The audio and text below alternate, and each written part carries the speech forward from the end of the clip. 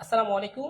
Admission batch 2024 এবং 25 সকলকে আজকের মার্কেটিং গুরুত্বপূর্ণ এমসিকিউ ক্লাসে স্বাগত। আজকে আমরা ঢাকা বিশ্ববিদ্যালয়ের বিগত বছরের মার্কেটিং এর 8 বছরের প্রশ্ন বিশ্লেষণ সহকারে সমাধান করব এবং ক্লাস শেষে একটি এক্সামের ব্যবস্থা রয়েছে। সবাই একটু দ্রুত যুক্ত হয়ে যান এবং ক্লাসটি শেয়ার করে দিন।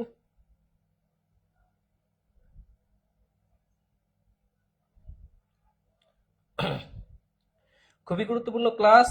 আজকের ক্লাসে আমরা অনেক কিছুই একেবারে ব্যাখ্যা সহকারে বোঝার চেষ্টা করব। সবাই একটু দ্রুত যুক্ত হয়ে যায় 1 মিনিটের মধ্যে এবং ফ্রেন্ডদের মেনশন করে দিই।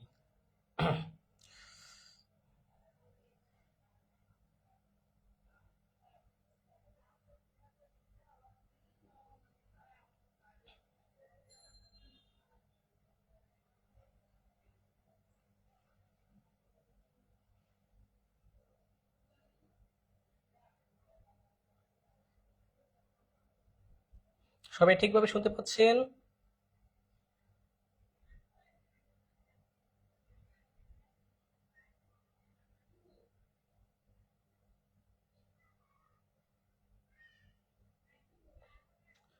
গরম পড়ছে ভালোই আজকে। ওকে,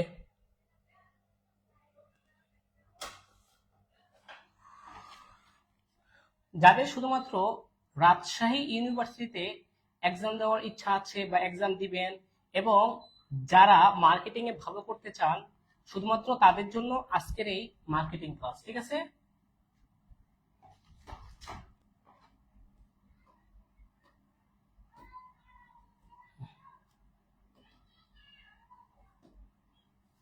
আমরা আজকে মোট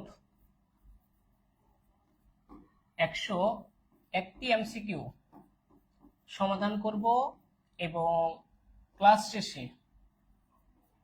শেষ হওয়ার পরে একটা পরীক্ষা আছে, সেইখানে আপনার 20টি এমসিকিউ থাকবে।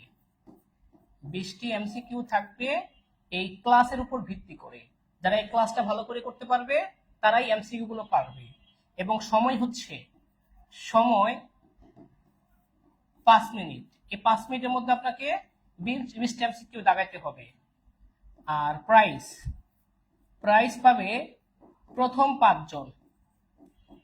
রেজাল্ট ঘোষণা করা হবে 12টা 30 মিনিটে আর এক্সাম শুরু হবে ঠিক 12টায়। রেজাল্ট দেওয়া হবে কটা বাজে? 12টা 30 মিনিটে। এক্সাম শুরু হবে 12টায়।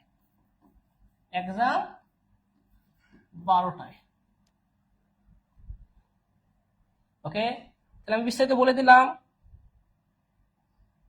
5 মিনিট, 101টা এমসিকিউ থেকে 20টা এমসিকিউ। খুব কঠিন হবে না, দাগাইতে পারবেন। আর খুব তাড়াতাড়ি দাগাইতে হবে, বুদ্ধি করে দাগাইতে হবে। হ্যাঁ, ওকে। ওয়ালাইকুম আসসালাম। তো চলুন আমরা কথা না বলে মূল ক্লাস শুরু করি।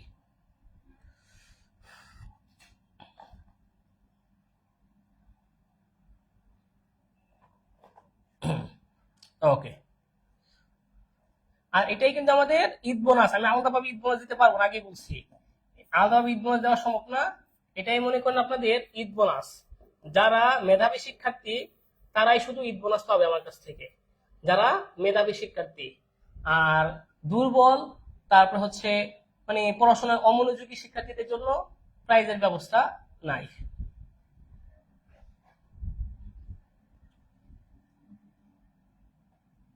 ওকে। আর ক্লাস নেওয়ার আসলে মূল উদ্দেশ্য হচ্ছে যে কিছু শিখানো, যেন আপনাদের কিছু বেনিফিট হয়। ওকে। পণ্য থেকে পণ্যের প্রাপ্ত সুবিধা, অনুভূত যে সুবিধা এবং পণ্যের জন্য ব্যয়িত অর্থ, এই দুটার পার্থক্যকে কি বলে? এগুলো প্রশ্ন হচ্ছে ডিইউ এই বছর 24-25 সালে এসেছিল, প্রথম 12টা প্রশ্ন। হ্যাঁ, 24-25 সালে। এই যে আপনি আপনার প্রাপ্ত সুবিধা, আপনি পণ্য থেকে যে সুবিধাটা পেয়েছেন সেখান থেকে আপনি যতটুকু ব্যয় করছেন, এই দুইটার পার্থক্য করলে আপনি পাবেন হচ্ছে ক্রেতা ভ্যালু। কি পাবেন? ক্রেতা ভ্যালু। তো ক্রেতা ভ্যালু কাকে বলে? পণ্যের মান, পণ্যের মূল্য ও সেবার সমন্বয়ে পণ্য সম্পর্কে ক্রেতার মনোভাব। পণ্য সম্পর্কে কি? ক্রেতার মনোভাব।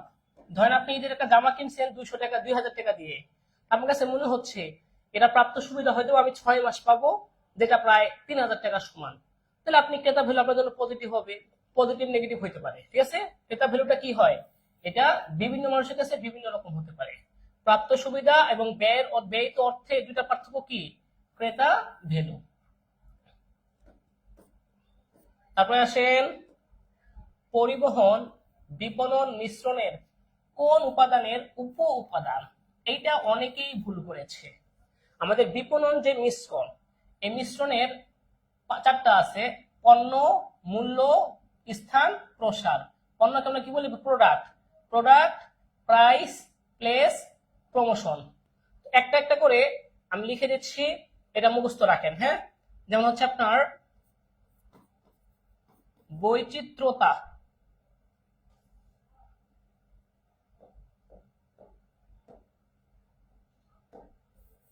একটা টেবিল লিখে দিচ্ছি, একটু মুখস্থ করেন। বৈচিত্র্যতা, ব্র্যান্ড নেম, তারপরে হচ্ছে আপনার সেবা, পণ্যের ক্ষেত্রে আপনার হচ্ছে আর কি কি আছে? পণ্যের ডিজাইন, পণ্যের গুণাগুণ। এগুলো হচ্ছে আমাদের পণ্য সম্পর্কিত মান, পণ্য সম্পর্কিত এর উপকরণ। আর মূল্যের সাথে রয়েছে আপনার যে বাট্টা, ছাড়, তারপর হচ্ছে আমাদের লিস্টেড প্রাইস, লিস্টেড মূল্য, তারপরে আমাদের রয়েছে মূল্য থেকে এই যে বিক্রয় শর্ত, বিক্রয় শর্ত। এগুলো হচ্ছে আমাদের মূল্যের সাথে সম্পর্কিত। স্থান, স্থানের মধ্যে রয়েছে মজুদ, ইনভেন্টরি, মজুদ, পরিবহন, সমাবেশ। এগুলো হচ্ছে আমাদের স্থানের সাথে সম্পর্কিত। আর প্রসার, প্রসারের মধ্যে উপাদানগুলো কি কি আছে? যে প্রসারের মধ্যে বিক্রয় প্রসার কি কি আছে? যেমন হচ্ছে বিজ্ঞাপন, বিক্রয় প্রসার, এগুলো মুখস্থ করতে হবে। তারপর হচ্ছে আমাদের ব্যক্তিক বিক্রয় মানে বিজ্ঞাপন রিলেটেড কাজ, প্রসারের সাথে সম্পর্কিত। আরো আছে আপনার গণসংযোগ, এবং আছে প্রত্যক্ষ বিপণন। এগুলো হচ্ছে আমাদের প্রসারের সাথে সম্পর্কিত। তাহলে আমাদের এই যে 4P, product, price, place, promotion, এইটা হচ্ছে কি? প্রোডাক্টের সাথে সম্পর্কিত। এটা হচ্ছে বৈচিত্র্যতা, ব্র্যান্ড নেম, সেবা, ডিজাইন, পণ্যের গুণাগুণ। মূল্যের সাথে সম্পর্কিত কি? বাট্টা, ছাড়, লিস্টেড মূল্য, বিক্রয় শর্ত। এটা হচ্ছে আমাদের প্রাইসের সাথে সম্পর্কিত। প্লেসের সাথে সম্পর্কিত বিষয়গুলো কি? মজুদ, পরিবহন, সমাবেশ। এগুলো হচ্ছে আমাদের স্থান, মানে আপনার কোন স্থানে কোথায় পণ্য দিচ্ছে, এগুলোর সাথে সম্পর্কিত হচ্ছে স্থানের। আর প্রমোশন রিলেটেড কাজ, এগুলো হচ্ছে বিজ্ঞাপন, বিক্রয় প্রসার, ব্যক্তিক বিক্রয়, গণসংযোগ, প্রত্যক্ষ বিপণন। এটা মুখস্থ করা লাগবে, এটা ভেরি ভেরি ইম্পর্টেন্ট। সময় 1 মিনিট, এটা মুখস্থ করেন। তাহলে এবার বলেন পরিবহন বিপণন মিশ্রণের কোন উপাদানের উপ উপাদান? তাহলে এই যে পরিবহন, এটা বিপণন মিশ্রণের স্থানের উপ উপকরণ। 2 নম্বর এমসিকিউটা এরকম অনেক এমসিকিউ আসছে, আপনাকে এটা মুখস্থ করা লাগবে, এটা আপনাকে মুখস্থ করা লাগবে। পণ্যের সাথে সম্পর্কিত এইগুলো, মূল্যের সাথে সম্পর্কিত এইগুলো, স্থানের সাথে সম্পর্কিত এইগুলো, প্রসারের সাথে সম্পর্কিত এই 5টা। ওয়ালাইকুম আসসালাম। এটা খুব গুরুত্বপূর্ণ, এটা একটু ভালোভাবে দেখেন, এটা খুবই গুরুত্বপূর্ণ। মুখস্থ আছে, ভেরি গুড।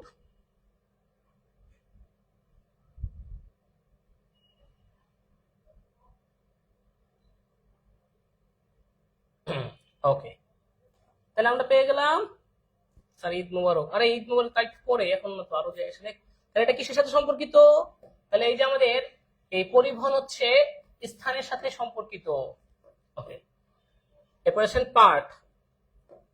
পার্ট হচ্ছে আমাদের পরিকল্পনা নিয়ন্ত্রণ কৌশল, এর অনুরূপ হচ্ছে program evaluation and review technique. ঠিক আছে, এটা একটা কি নিয়ন্ত্রণ কৌশল, নিয়ন্ত্রণ বা পরিকল্পনা নিয়ন্ত্রণ কৌশল, এটা হচ্ছে পরিকল্পনা ও নিয়ন্ত্রণ কৌশল।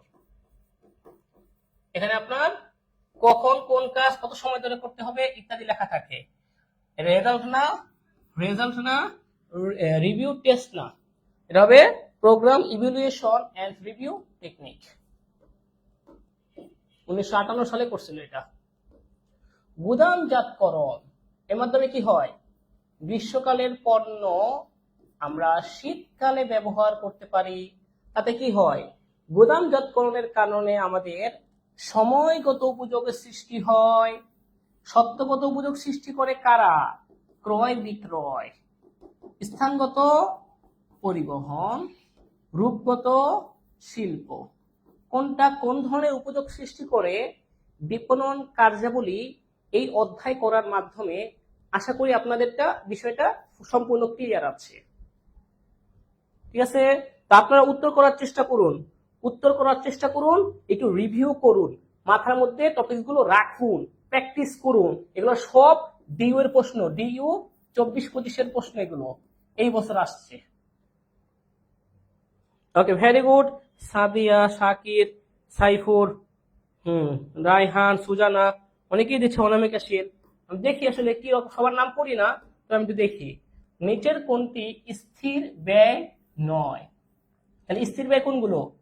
বীমা প্রিমিয়াম প্রতি বছর প্রতিটা সমান, বেতন 20,000 টাকা বেতন প্রতি মাসে 20,000, কারখানার ভাড়া 40,000 টাকা ভাড়া প্রতি মাসে 40,000, বীমা প্রিমিয়াম 3,000 প্রতি মাসে 3,000। কিন্তু কাঁচামালের খরচ কখনো বেশি হইতে পারে, কখনো কম হইতে পারে, ফিক্স না, এটা ফিক্স না। সুতরাং এই যে কাঁচামালের খরচ, এটা হচ্ছে আমাদের স্থির ব্যয় নয়, এটা হচ্ছে পরিবর্তনশীল ব্যয়, পরিবর্তনশীল ব্যয়। তাহলে কি হবে? এটা উত্তর হবে হচ্ছে কাঁচামালেরটা হচ্ছে আমাদের। তাহলে স্থির ব্যয় কোনটা হবে? স্থির ব্যয় হবে বাকি 3টা। তাহলে কাঁচামাল যেটা, সেটা হচ্ছে আমাদের পরিবর্তনশীল ব্যয়। এরপর এটা দেখুন, বিপণন মিশ্রণের কেন্দ্রবিন্দুতে কে থাকে? একটু আগে দেখাইছিলাম বিপণন মিশ্রণ, এটা হচ্ছে প্রোডাক্ট প্রাইস প্লেস প্রমোশন। আর এই সব কিছুর মাঝখানে থাকে কি জানেন? আপনার কনজিউমার, বা বলতে পারি আমরা ভোক্তাকে কেন্দ্র করেই প্রাইস, প্রোডাক্ট, প্রমোশন, প্লেস সবকিছু আবর্তিত হয়। ভোক্তার প্রয়োজন, রুচি, সামর্থ্য ইত্যাদির উপর ভিত্তি করে এই বিপণনের কাজগুলো আমরা করে থাকি। তাহলে এটা উত্তর কি হবে? ভোক্তা। উত্তর কেন হইছে এইটা বোঝা বেশি জরুরি। উত্তর কোনটা হইছে তার চেয়ে কেন উত্তর এটা হইছে, ব্যাখ্যাটা কি সেটা শেখা বেশি জরুরি। ওয়ালাইকুম আসসালাম, মুস্তাকিম হোসেন।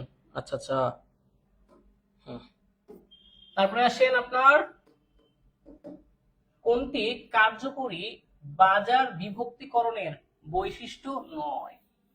আমরা জানি কি কার্যকরী বাজার বিভক্তিকরণের শর্ত হচ্ছে 5টি। কি কি মনে আছে কি আপনার? কার্যকরী বাজার বিভক্তিকরণের শর্তগুলো কি কি? সেটা হবে কি, পরিমাপযোগ্য, প্রবেশযোগ্য, পর্যাপ্ত, পৃথকীকরণ এবং কার্যোপযোগী। এ হচ্ছে 5টি শর্ত। কার্যকরী বাজার বিভক্তিকরণের শর্ত কয়টি? 5টি। এটা হচ্ছে কার্যোপযোগী। হ্যাঁ, এটা একটু কার্যোপযোগী, কার্যোপযোগী। তাহলে আমাদের এইটা আছে, এইটা আছে, এইটা আছে, কিন্তু নির্ভরযোগ্য এটা নেই। এটা বানানটা একটু ভুল হয়েছে, এটা কিন্তু এই যে এটা, হ্যাঁ বানানটা একটু ভুল হয়েছে। নির্ভরযোগ্য এইটা কোথাও নেই, এটা মুখস্থ করেন।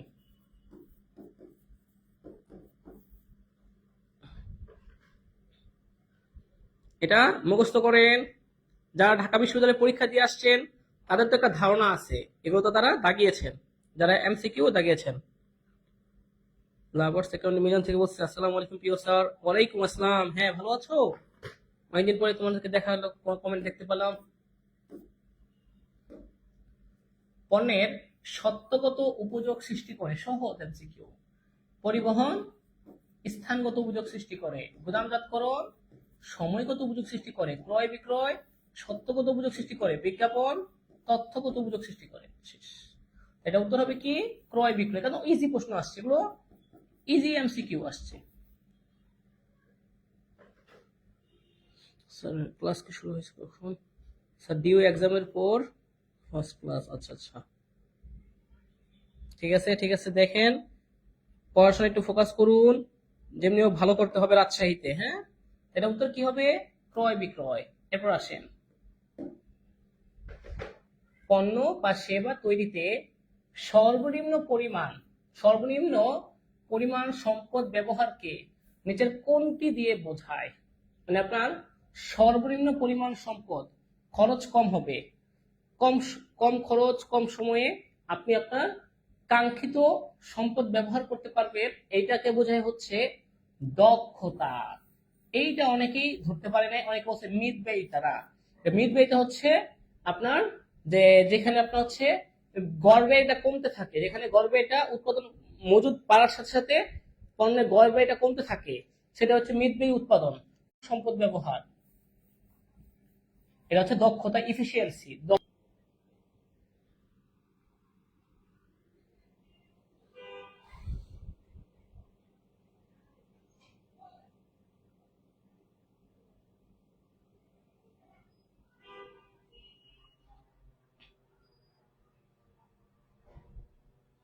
ওকে, একটু নেটে সমস্যা হচ্ছে, আমি বুঝাই দিচ্ছি বিষয়টা আরেকবার, একটু অপেক্ষা করুন।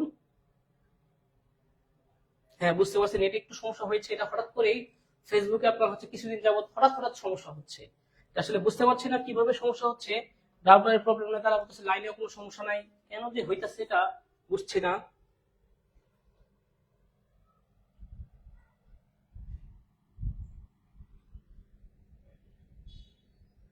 ওকে, বিষয়টা একবার বুঝাচ্ছি। এটা নেট প্রবলেমটা আসলে ফেসবুক থেকেই হচ্ছে।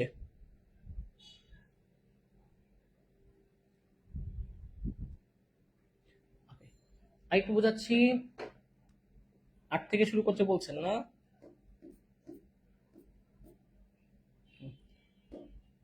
সত্যগত উপযোগ সৃষ্টি করে হচ্ছে ক্রয় বিক্রয়। ক্রয় বিক্রয়ের মাধ্যমে মালিকানা একজনের থেকে আরেকজনের কাছে হস্তান্তর হয়।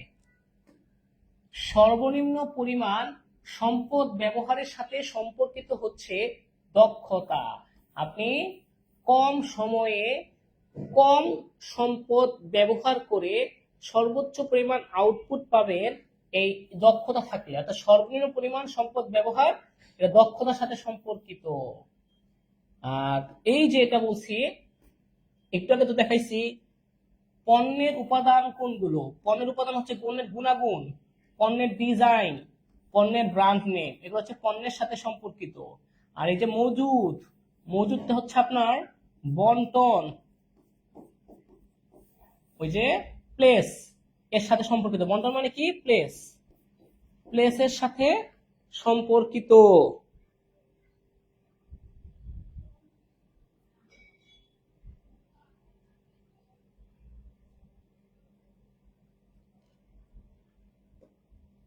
তারপরে আসেন পণ্যের জীবন চক্রের কোন স্তরে এসে বিক্রয় প্রবৃদ্ধি কমতে থাকে। আমাদের পণ্যের জীবন চক্রটা আছে কি এইখান থেকে এই পর্যন্ত হয়। আচ্ছা, আমরা দেখি এটা কোথায় বিক্রয় প্রবৃদ্ধি কি হয়, প্রবৃদ্ধি কমতে থাকে। উন্নয়ন স্তরে বিক্রয় শুরু হয় না, সূচনা স্তরে বিক্রয় শুরু হয়, প্রবৃদ্ধি স্তরে দ্রুত বিক্রয় হয়, তারপরে পূর্ণতা স্তরে সর্বোচ্চ বিক্রয় হয়, তারপরে কমা শুরু করে, কারণ এখানে তো পতন নাই, আপনাকে পূর্ণতা দিতে হবে। পূর্ণতা স্তরে কি হয়, বিক্রয় প্রবৃদ্ধি কমতে শুরু করে, আস্তে আস্তে সর্বোচ্চ যাওয়ার পরে কি হয়, কমতে শুরু করে। এটা হচ্ছে আমাদের এই পূর্ণতা স্তর, এটা হচ্ছে পূর্ণতা স্তর। পণ্যের জীবন চক্রের কয়টা স্তর আছে, 5টি। তার মধ্যে পূর্ণতা স্তরে কি হয়, বিক্রয় প্রবৃদ্ধি কমতে থাকে। দেখি নেটটা, এবার নেট আসছে, নেটে আমি একটু কানেকশন যাচ্ছি, আবার একটু নেটওয়ার্ক ডিস্টার্ব হবে, 1 মিনিট।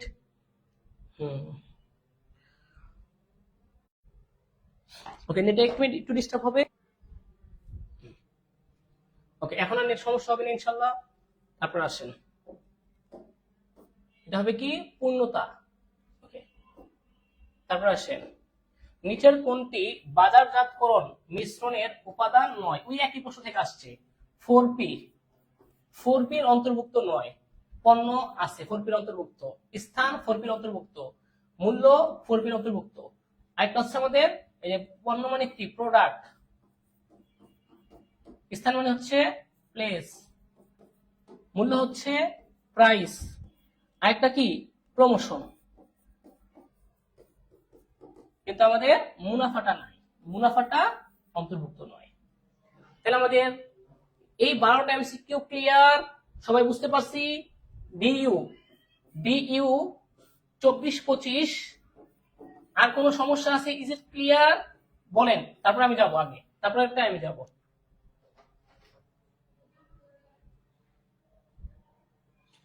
ঢাকা বিশ্ববিদ্যালয়ের 24-25 মানে এই বছর যারা পরীক্ষা দিছে তাদের প্রশ্নটা বিশ্লেষণ করলাম, বুঝতে পারছেন? ওকে, সাইফুর রহমান, শাহরিয়ার, ভবন চ্যাটার্জি, সাদিয়া, সাব্বির, শান্ত। ওকে, না না আমি দেখি, আমি 100টার মধ্যে এমসিকিউ করাবো, হ্যাঁ, যদি সব ঠিক হয়। 4P এর জনক কে? ওকে, 4P এর জনক কে ম্যাককার্থি, হ্যাঁ ম্যাককার্থি, এটা ম্যাককার্থি দিবেন, হ্যাঁ ম্যাককার্থি, CARTHY, ম্যাককার্থি। হ্যাঁ, 4P এর জনক হচ্ছে ম্যাককার্থি, ম্যাককার্থি দিবেন, হ্যাঁ। আর আপনার বিপণন মিশ্রণের ধারণটা দিয়েছিলেন, এটা বলতে পারেন নেল বর্ডেন, সেটা হচ্ছে একটা এইচএসসি থাকে, তবে আপনার ম্যাককার্থি দিতে হবে আসলে। নিচের কোন উপাদানটি পণ্য ডিজাইন নির্ধারণে প্রভাব বিস্তার করে না। এই যে আপনি একটা পণ্য ডিজাইন করবেন, আপনার একটা পণ্য সেটা আপনি ডিজাইন করবেন, এই ডিজাইন করাতে প্রভাব বিস্তার করবে নাকি ক্রেতার চাহিদা প্রভাব বিস্তার করবে। ক্রেতার চাহিদা না দেখে তো আপনি করতে পারবেন না, আগে তো আপনাকে চাহিদা যাচাই করতে হবে, আপনার কতটুকু ব্যয় হচ্ছে, ব্যয়ের পরিমাণ কতটুকু যাচাই বাছাই করতে হবে, ক্রয় ক্ষমতা আছে কিনা, ক্রেতাদের ক্রয় ক্ষমতা আছে কিনা আপনি তো যাচাই বাছাই করবেন। না করলে তো কোনো ডিজাইন করলেই হবে শুধু, খরচ বেশি হয়ে গেলে সমস্যা না। বন্টন ব্যবস্থা এটা পরে, এটা আপনার পণ্য ডিজাইনের সাথে সম্পর্কিত নয়, পণ্য ডিজাইনটার সাথে সম্পর্কিত নয়। বন্টন ব্যবস্থা হচ্ছে বিপণনের কাজ, বিপণনের কাজের অন্তর্ভুক্ত, ঠিক আছে? ওকে, এটা উত্তর হবে কি, এই 13 হবে ডি। ভেরি গুড, অনেকেই পারছেন। মোহাম্মদ জাহির, মুরাদ। ওহো, এটা লিখে ফেলেছি। ওকে, তারপরে আসেন বিজ্ঞাপনের মাধ্যমে নির্বাচনে নিচের কোনটি বিবেচনায় নিতে হয়। বিজ্ঞাপনের কাজ কি, অবহিতকরণ, মানে পণ্য সম্পর্কে সবাইকে জানানো। ওকে, এখন বিজ্ঞাপনের মাধ্যম নির্বাচনে কোনটি বিবেচনায় নিতে হয়? পণ্যের মান, পণ্যের উপকরণ, না এগুলো লাগে না। পণ্যের প্রকৃতি, তারপর হচ্ছে পণ্যের উৎপাদনের বছর, না পণ্যের প্রকৃতি। আপনার বিজ্ঞাপনের মাধ্যম নির্বাচনে আপনার যেটা যাচাই বাছাই করতে হয়, আপনার যে এখানে বিজ্ঞাপনের উদ্দেশ্য কি, বিজ্ঞাপনের উদ্দেশ্য কি, তারপর হচ্ছে পণ্যের প্রকৃতি কি রকম, তারপরে আপনার বিজ্ঞাপনের উদ্দেশ্য, পণ্যের প্রকৃতি, প্রতিযোগিতার সম্পর্কে, আপনার ব্যয় সম্পর্কে একটু যাচাই বাছাই করতে হয়। এগুলো নিয়ে একটু কাজ করতে হয় বিজ্ঞাপন দেওয়ার আগে। পণ্যের প্রকৃতি, আপনি কোন ধরনের পণ্যের বিজ্ঞাপন দিচ্ছেন? এটা কি সিগারেট পণ্য, এটা কি আপনার মদের পণ্য, এটা কি আপনার ভোগ্য পণ্য, এটা কি আপনার এসি টিভি ফ্রিজ জাতীয় পণ্য, এগুলো কি ব্র্যান্ড পণ্য? এরকম ডিফারেন্স আছে। পণ্যের প্রকৃতি অনুযায়ী বিজ্ঞাপন কি হবে? ভিন্ন ভিন্ন হয়ে থাকে। হ্যাঁ,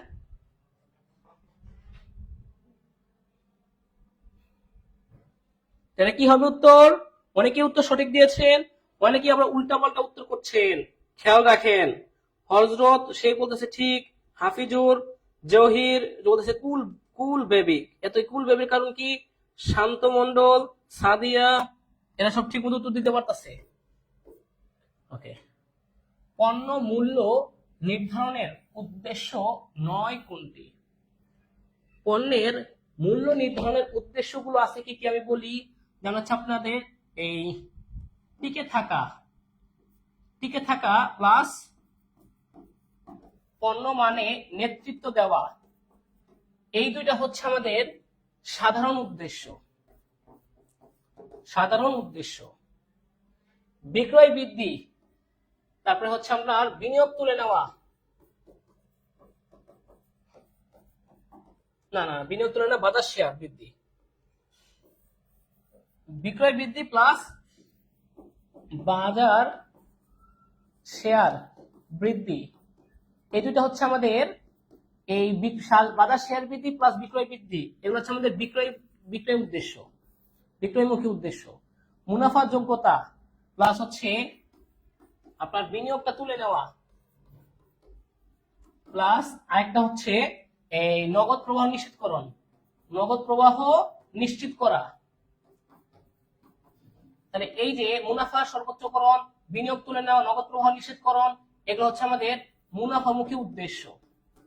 কিন্তু আপনার এই যে বাজার শেয়ার হ্রাস, এটা কোনো আমাদের উদ্দেশ্য নয়। বাজার শেয়ার হ্রাস এটা কোনো উদ্দেশ্যের মধ্যে পড়ে না। বাজার শেয়ার বৃদ্ধি করার চেষ্টা করি আমরা আমাদের এই পণ্যের মূল্য নির্ধারণের উদ্দেশ্য হচ্ছে বাজারের শেয়ারটা বৃদ্ধি করার চেষ্টা করা, কমানো না। তাতে আমার লস, কমাবো কেন, আমি বাড়াইতে চেষ্টা করব।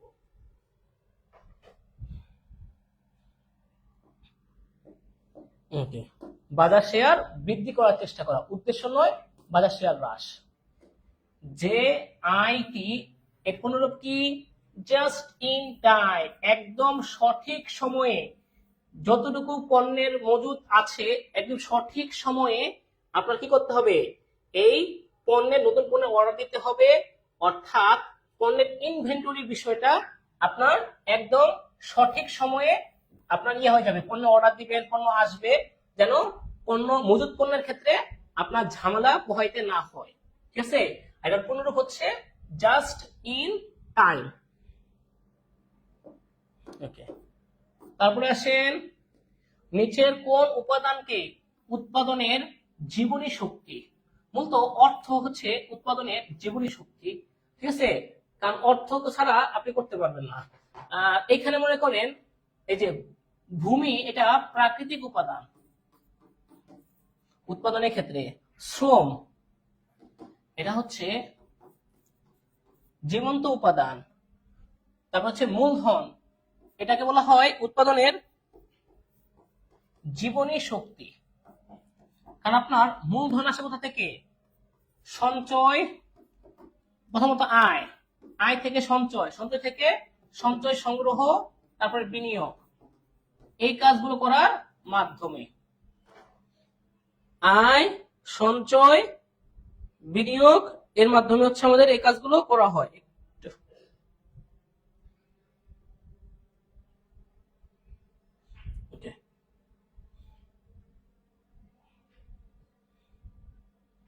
আচ্ছা, তারপর আসেন, এটা উত্তর হবে কি?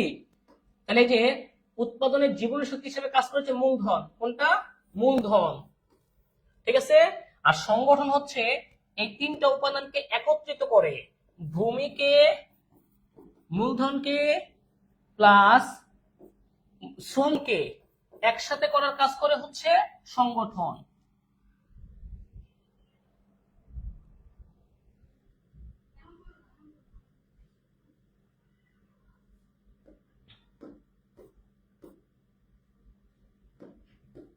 সার্বিক মান ব্যবস্থাপনার উদ্দেশ্য কি?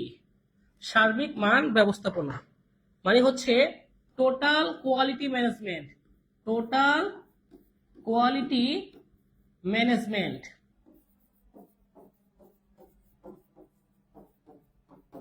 এটার উদ্দেশ্য কি কি? তিনটা।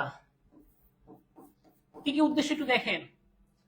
একটা হচ্ছে ধারাবাহিক পণ্যের মান বৃদ্ধি, ধারাবাহিক পণ্য মান বৃদ্ধি, কন্টিনিউয়াসলি ইমপ্রুভমেন্ট করতে হবে। ক্রেতা সন্তুষ্টি, কাস্টমার স্যাটিসফ্যাকশন। এবং আরেকটা হচ্ছে আপনার ধারাবাহিক পণ্যমান বৃদ্ধি, ক্রেতা সন্তুষ্টি, কর্মীর সংশ্লিষ্টতা। কর্মীর আপনি কাদের সাথে ইনক্লুড করবেন? কর্মীর সংশ্লিষ্টতা। এই তিনটা।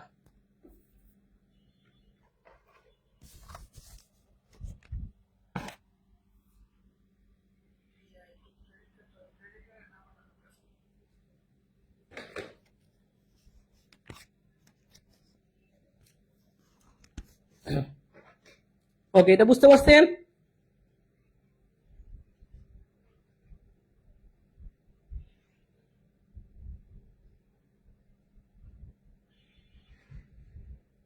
উত্তরটা সাথে সাথে একটু বুঝা নিতে হবে। হ্যাঁ, কেন উত্তরটা হয়েছে একটু বুঝার দরকার আছে।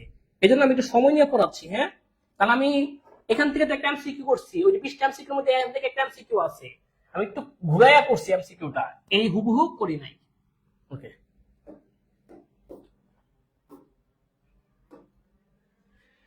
নিচের কোনটি শিল্প বাজার বিভক্তিকরণের ভিত্তি? আপনার বাজার দুই ধরনের আছে, একটা হচ্ছে ভোক্তা বাজার, একটা হচ্ছে শিল্প বাজার। তো ভোক্তা বাজার বিভক্তিকরণের চারটা ভিত্তি আছে। তার মধ্যে আয় হচ্ছে জনসংখ্যাগত বিভক্তিকরণ, এটা হচ্ছে ভোক্তা বাজারের সাথে সম্পর্কিত। পেশা, এটাও জনসংখ্যা ভিত্তিক বিভক্তিকরণ, ভোক্তা বাজারের সাথে সম্পর্কিত। উপলক্ষ, যেমন ঈদ উপলক্ষে, এটা হচ্ছে আমাদের আচরণ ভিত্তিক বিভক্তিকরণ। এই তিনটা হচ্ছে ভোক্তা বাজার বিভক্তিকরণের ভিত্তি। তারপরে আপনার ব্যবসায়ের অবস্থান, তারপরে হচ্ছে আপনার ক্রেতার যোগ্যতা, ক্রেতার যোগ্যতা, প্রযুক্তি, ক্রেতার যোগ্যতা, ব্যবসায়ের অবস্থান, ব্যবসায়ের আকার। এইগুলো কিন্তু আমাদের হচ্ছে শিল্প বাজার বিভক্তিকরণের ভিত্তি। সেই ক্ষেত্রে আপনার হচ্ছে এই প্রযুক্তিটা যাবে কোথায়? শিল্প বাজার বিভক্তিকরণের ভিত্তি। বাকি তিনটা হচ্ছে ভোক্তা বাজার বিভক্তিকরণের ভিত্তি। চারটা আছে, আচরণগত, জনসংখ্যা ভিত্তিক, জনসংখ্যাগত, আর হচ্ছে ভৌগোলিক, আর একটা হচ্ছে মনস্তাত্ত্বিক। এই চারটা। বিপণনের মৌলিক ধারণা কোনটি? এটা আপনারা বলেন তো দেখি। দেখি এমসিকিউটা আপনারা বলেন, 20 নম্বরটা। সালামি তো কোনোদিনও পাইনি, এরপরে পরীক্ষা দিব। ভালো করতে হবে তো, শুধু মানে পড়াশোনা করতে হবে খুব ভালোভাবে, যেন আপনি ভালো রেজাল্ট পরীক্ষা দিতে পারেন। নাইমুর, হাসান আলী, ভবন, এরা দুজন বলছে উত্তর। আচ্ছা, সাদিয়া এরাও বলছে। তো দেখি সবাই উত্তর পারেন, মানে আপনারা প্র্যাকটিস করেছেন। এখন একটু কেন আসছে একটু দেখি। হ্যাঁ, বিপণনের মৌলিক ধারণা হচ্ছে টোটাল 5টি।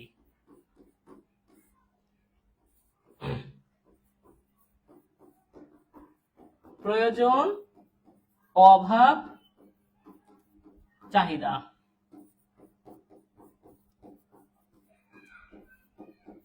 বিপণন, অর্পণ, এটা কি? সেবা, পণ্য আর অভিজ্ঞতা সম্পর্কিত। বাজার, বিনিময় ও সম্পর্ক। ক্রেতা, ভ্যালু ও সন্তুষ্টি। মুখস্থ করতে হবে এটা, হ্যাঁ, এটা মুখস্থ করা লাগবে। ভেরি ভেরি ইম্পর্টেন্ট, এটা ভেরি ভেরি ইম্পর্টেন্ট।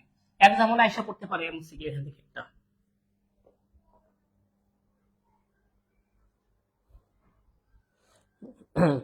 সুজানা, হজরত, ফারহানা, ত্রিপুরা বলছে 5টি, আহির, পাল, হাফিজুর, মারিয়া, অনেকে উত্তর দিয়েছে, ভেরি গুড। আচ্ছা, এটা উত্তর হবে কি? এটা উত্তর হচ্ছে বিনিময়। পণ্যের জীবন চক্রের কোন স্তরে পণ্যের পরিমার্জন মানে হচ্ছে সংশোধন, পরিবর্তন আনা প্রয়োজন? যেই স্তরে তীব্র প্রতিযোগিতা হয়, যেই স্তরে সর্বোচ্চ বিক্রয় হয়, যেই স্তরে মুনাফা সর্বোচ্চ হয়, যেই স্তরে ক্রেতা প্রতি খরচ কম হয়, যে স্তরে আপনার বিক্রয় প্রবৃদ্ধি হ্রাস পেতে থাকে, হ্রাস পেতে থাকে, এই স্তর সব উত্তর হচ্ছে, সব উত্তরটা এটার সাথে সম্পর্কিত। আরেকটু বলি, পণ্যের পরিমার্জন আনবেন কখন? যখন আপনার পূর্ণতা স্তর থাকবে, কারণ ওইখানে প্রতিযোগিতা বেশি থাকে, সর্বোচ্চ বিক্রয় হবে, সর্বোচ্চ মুনাফা হবে, ক্রেতা প্রতি খরচ সবচেয়ে কম হবে বা সর্বনিম্ন হয়, বিক্রয় প্রবৃদ্ধি হ্রাস পেতে থাকে। এই জন্য পূর্ণতা স্তর আসার পর একটু পরিবর্তন আনবেন। যেমন কি করে আইফোন কয়দিন পর কি করে 16, 17, 18 এরকম থাকে না, একটু পরিমার্জন করে। এটা হচ্ছে পূর্ণতা স্তর। Is it clear? Very very important MCQ এটাও। না না, পরিমার্জন মানে পতন স্তরে তো পণ্য হারায় যাবে, পণ্য শেষ, এটা হারায় যায়, এটা বাদ। পতন স্তরে পণ্য হ্রাস পেতে, বিক্রয় হ্রাস পেয়ে সব হ্রাস পেয়ে শেষ হয়ে যায়। পণ্যের পরিমার্জন আনবেন হচ্ছে আপনার পূর্ণতা স্তরে।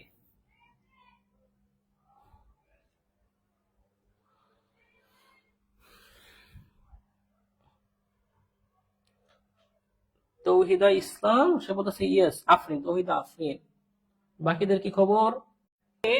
কাজ থাকবে, কাজ করা থাকবে, তারপরে হচ্ছে জামাটা হবে সিল্কি, তারপরে বললেন সবুজ কালার হবে, তারপরে হালকা লালও থাকবে, তারপরে বললেন এই গলা হবে পান গলা, তারপরে বললেন এই একটা লেজ থাকবে, আপনার জড়ি ইয়া থাকবে, যে ইয়ার মধ্যে এরকম অনেক কিছু বললেন, বইলা অর্ডার দিলেন। আপনার প্রয়োজন অনুযায়ী আপনাকে ড্রেসটা তৈরি করে দিল। এইটাই হচ্ছে কাস্টমাইজেশন, অর্থাৎ ক্রেতার প্রয়োজন মতো পণ্য পরিমার্জন, ক্রেতার প্রয়োজন মতো।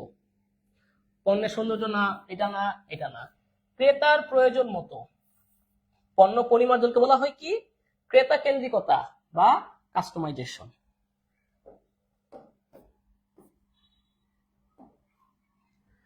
নিচের কোনটি অর্থনৈতিক পরিবেশের উপাদান নয়? নিচের কোনটি অর্থনৈতিক পরিবেশের উপাদান নয়? আচ্ছা, দেখেন, অর্থনৈতিক পরিবেশের উপাদান হচ্ছে মুদ্রাস্ফীতি, সঞ্চয়, বিনিয়োগ। কিন্তু জলবায়ু এটা হচ্ছে প্রাকৃতিক।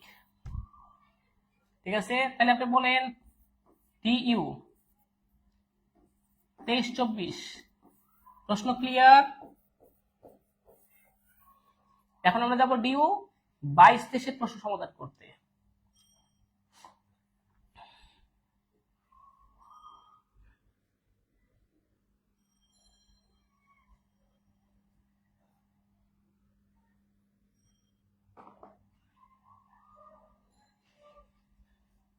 ওকে, ভেরি গুড। এইবার এটা আপনারা বলেন, অনেক বুঝছেন এটা, অনেক জীবন চক্রের কোন স্তরে প্রতিযোগিতা বৃদ্ধি পায়, এটা আপনারা বলবেন।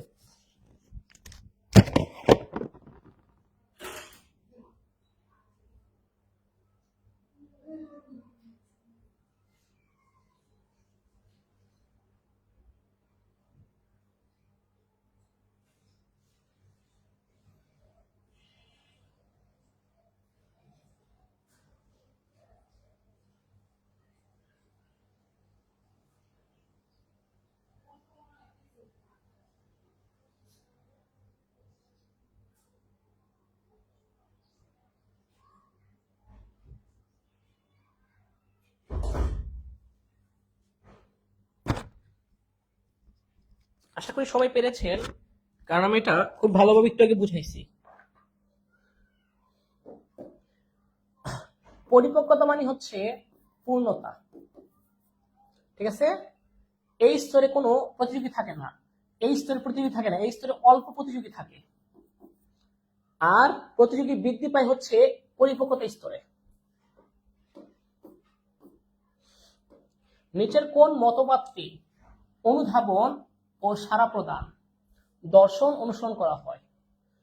অনুধাবন বলতে বোঝানো হচ্ছে ক্রেতার প্রয়োজন অনুধাবন ও সাড়া প্রদান, অর্থাৎ ক্রেতার প্রয়োজন অনুযায়ী সাড়া প্রদান করবে, অর্থাৎ ক্রেতা সন্তুষ্টি করবে, অর্থাৎ ক্রেতাকে গুরুত্ব দেয়। এটা হচ্ছে আপনার বিপণন মতবাদে। উৎপাদন যে মতবাদ, সেই মতবাদ অনুযায়ী কম খরচে পণ্য তৈরি করার চেষ্টা করবে, যেন এটা সুলভ সহজে জায়গায় পাওয়া যায়। বিক্রয় মতবাদে প্রসার করার সাথে সম্পর্কিত, যে যত বেশি প্রসার করবে তত বেশি বিক্রয় হবে, তত বেশি মুনাফা হবে। সামাজিক বিপণন মতবাদ হচ্ছে পরিবেশ প্লাস ক্রেতা সন্তুষ্টি প্লাস প্রতিষ্ঠান, তিনটা জিনিস, মানে পরিবেশকে গুরুত্ব দেওয়া, মানে সমাজটা যেন নষ্ট না হয় এদিকে লক্ষ্য রাখা। তাহলে সবকিছু উত্তর অনুযায়ী আপনার অনুধাবন ও সাড়া প্রদান বিপণন মতবাদ অনুযায়ী করা হয়। হ্যাঁ, যে ক্রেতার প্রয়োজন অনুধাবন।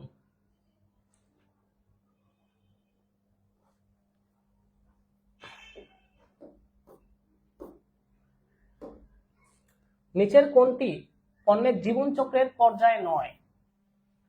পণ্য উন্নয়ন, পরিপক্কতা মানে পূর্ণতা, হ্রাস মানে হচ্ছে পতন, আরো দুইটা আছে, সূচনা, প্রবৃদ্ধি। এই চারটা হচ্ছে আমাদের, পাঁচটা হচ্ছে আমাদের পণ্যের জীবন চক্রের পর্যায়, এইটা নাই। পণ্যের বৈশিষ্ট্য পণ্যের জীবন চক্রের পর্যায়ের অন্তর্ভুক্ত নয়। তারপরে আসেন, নিচের কোন বিষয়টি একটি পণ্যের ইমেজ বৃদ্ধিতে সবচেয়ে বেশি ভূমিকা রাখে? এটা একটু বলেন। এটা অনেকেই একটু ভিন্ন ভিন্ন উত্তর দেয়, তবে এই দুইটা হবে না, এই দুইটার মধ্যে হবে। হ্যাঁ, দেখি।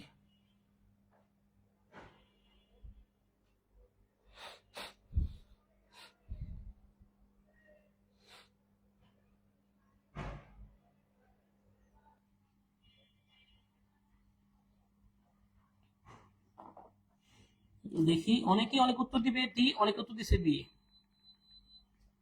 তবে হ্যাঁ অনেক জায়গায় উত্তর দেওয়া আছে এটা। তবে আসলে পণ্যের ডিজাইন অংশে এটার উত্তরটা এইচএসসি বই অনুযায়ী আমি দেখছি, ওইখানে দেওয়া আছে যে পণ্যের ডিজাইনটা পণ্যের ইমেজ ভিত্তিতে সবচেয়ে সবচাইতে বেশি ভূমিকা রাখে? পণ্যের ডিজাইন। পণ্যের ডিজাইন পণ্যের ইমেজ বৃদ্ধিতে সবচেয়ে বেশি ভূমিকা রাখে। ব্র্যান্ড নেমও ভূমিকা রাখে, রাখে না যে তা না, তবে আমি যাচাই বাছাই করে দেখলাম যে পণ্যের ডিজাইনটা ইমেজ বৃদ্ধিতে সবচেয়ে বেশি ভূমিকা রাখে। চাইলে রেফারেন্স দিতে পারেন, আমি দিতে পারবো।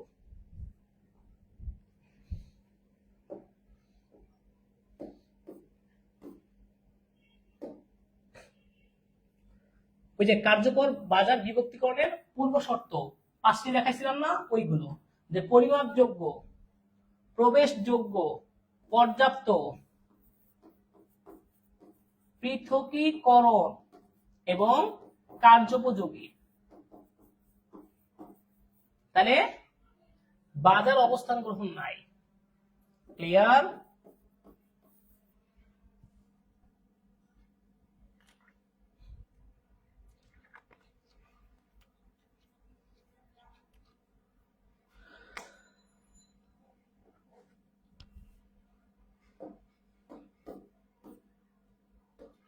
নিচের কোনটি ব্যবসা বাজারের ক্রয় অবস্থার ধরন নয়? ব্যবসা বাজারের ক্রয় অবস্থা ধরন 3টি। একটা হচ্ছে সরাসরি পুনঃক্রয়, হ্যাঁ ক্রয় না ক্রয়, ক্রয়, সরাসরি পুনঃক্রয়। আগে আপনি 100 কেজি ক্রয় করছেন, আবারও 100 কেজি ক্রয় করছেন। সংশোধিত পুনঃক্রয়, কিছুটা পরিবর্তন আনতে হবে, পরিবর্তন এনে পণ্য ক্রয় করছেন কিছুটা। সংশোধিত পুনঃক্রয়, নতুন কাজ বা নতুন ভাবে প্রথমবারের মতো ক্রয়, প্রথমবার ক্রয়, এটা হচ্ছে নতুন কাজ। কিন্তু ঘন ঘন ক্রয় এটা নাই। সরাসরি পুনঃক্রয়, সংশোধিত পুনঃক্রয়, ক্রম না, এটা হবে কি ক্রয়। সংশোধিত পুনঃক্রয়, নতুন কাজ।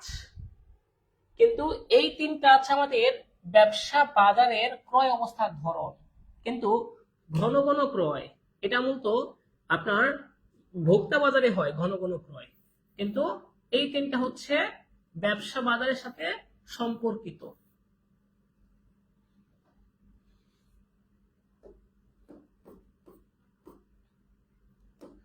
নিচের কোনটি জরুরি পণ্য? এটা আপনারা জানেনই। হঠাৎ করে মনে করেন আপনার যে আদিত্য সিং এর হঠাৎ করে পেট খারাপ হয়েছে, মানে কি করবেন? কোর্স লাগাতে হবে জরুরি প্রয়োজনে। এটা হচ্ছে আমাদের জরুরি পণ্য। ঔষধগুলো হচ্ছে আমাদের জরুরি পণ্যের অন্তর্ভুক্ত। ঔষধগুলো, হ্যাঁ, গাড়ির টায়ার, ঔষধ, এগুলো হচ্ছে জরুরি পণ্য। আর টেলিভিশন হচ্ছে শপিং পণ্যের অন্তর্ভুক্ত।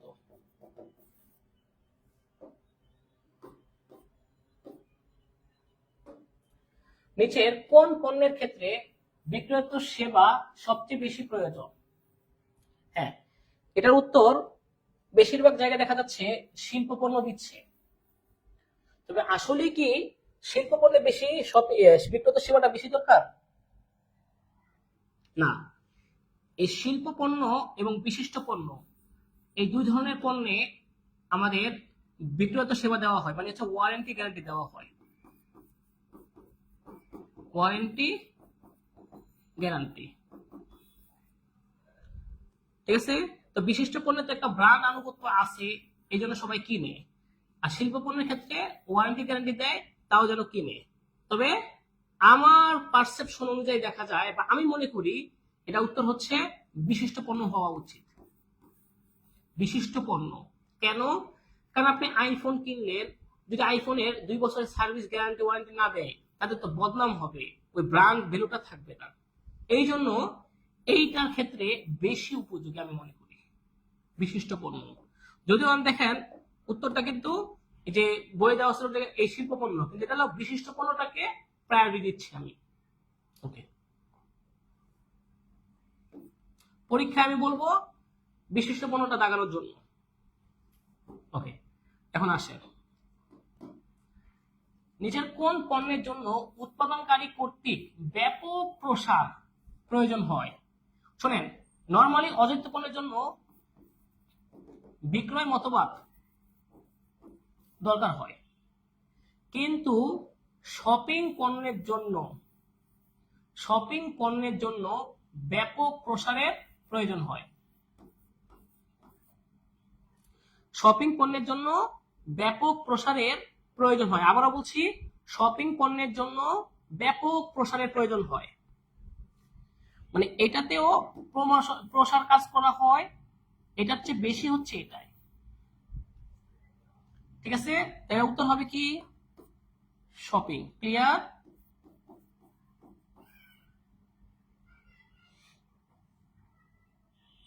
আরেকটা বিষয় বলি, এই প্রশ্নটা আসছে আপনার ডিইউ 22-23-এ।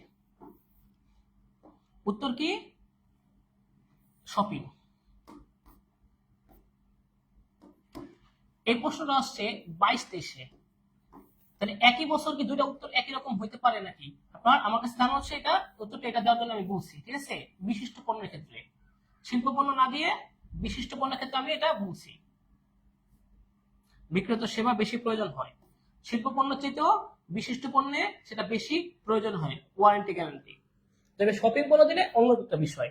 তবে এই জন্য আপনার কোনটা দিবেন? এটা উত্তর, এটা উত্তর দিবেন কি বিশিষ্ট পণ্য।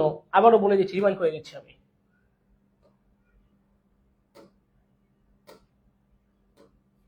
সীমিত বাজার মানে ক্রেতা স্বল্প, এটা কোন পণ্যের জন্য প্রযোজ্য? ক্রেতা কম, ক্রেতার সংখ্যা কম থাকে, কোন পণ্যের জন্য প্রযোজ্য? আপনার ক্রেতা স্বল্প, সীমিত বাজার। আপনারা দেখেন এই তিনটা হচ্ছে ভোগ্য পণ্য। এই তিনটা হচ্ছে আমাদের ভোগ্য পণ্য, এই তিনটা। শিল্প পণ্য হচ্ছে শিল্প পণ্যের অন্তর্ভুক্ত, সীমিত বাজার মানে ক্রেতার সংখ্যা স্বল্প, কিন্তু ভোগ্য পণ্যের বাজার বিস্তৃত। তাই এটা উত্তর হবে কি শিল্প পণ্য। বুঝতে হবে, এগুলো উত্তরগুলো বুঝতে হবে, কিভাবে আসছে, কোথা থেকে আসছে, কেন উত্তর হচ্ছে, এই উত্তরগুলো ধরা বেশি জরুরি। ওকে, তারপরে আসেন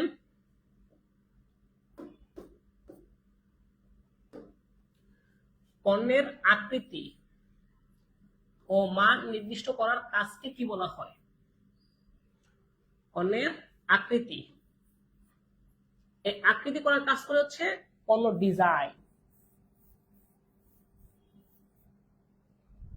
ঠিক আছে, আকৃতি এর কাজটা করে কে? পণ্য ডিজাইন। ঠিক আছে, আচ্ছা তারপর নিচের কোনটি ব্যষ্টিক পরিবেশের উপাদান? দেখেন কি কি ব্যষ্টিক পরিবেশের উপাদানগুলো কি কি দেখেন।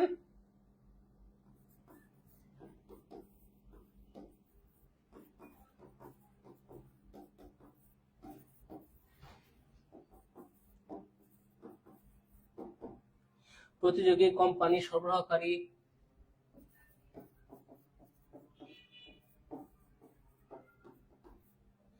মধ্যস্থ ব্যবসায়ী, ক্রেতা বা ভোক্তার বিষয়টা, বা নিয়ন্ত্রক সংস্থা থাকে না তারা। প্রতিযোগী কোম্পানি, সরবরাহকারী, মধ্যস্থ ব্যবসায়ী, ক্রেতা বা ভোক্তা, নিয়ন্ত্রক সংস্থা বা নিয়ন্ত্রক সংস্থা বা জনগোষ্ঠী দিয়ে দিলে হবে। জনগোষ্ঠী, জনগোষ্ঠী। ওকে, আর তাহলে হচ্ছে এটা ব্যষ্টিক পরিবেশ উপাদান কোনটা? প্রতিযোগী, কারিগরি, সাংস্কৃতিক, অর্থনৈতিক, এগুলো হচ্ছে সামষ্টিক পরিবেশের অন্তর্ভুক্ত। ঠিক আছে, এটা মুখস্থ করেন। 1 মিনিট সময়, এগুলো কিন্তু লাগবে, আপনি এগুলো না পড়ে মাকে নিয়ে ভালো করতে পারবেন না।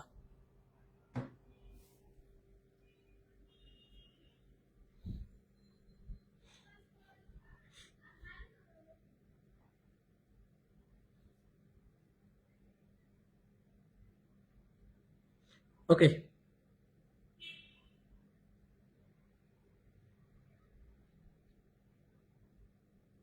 সরি,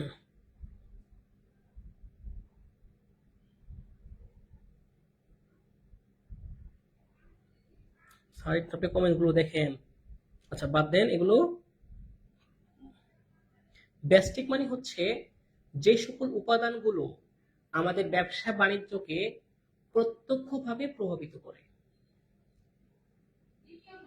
ঠিক আছে, এরপর আসেন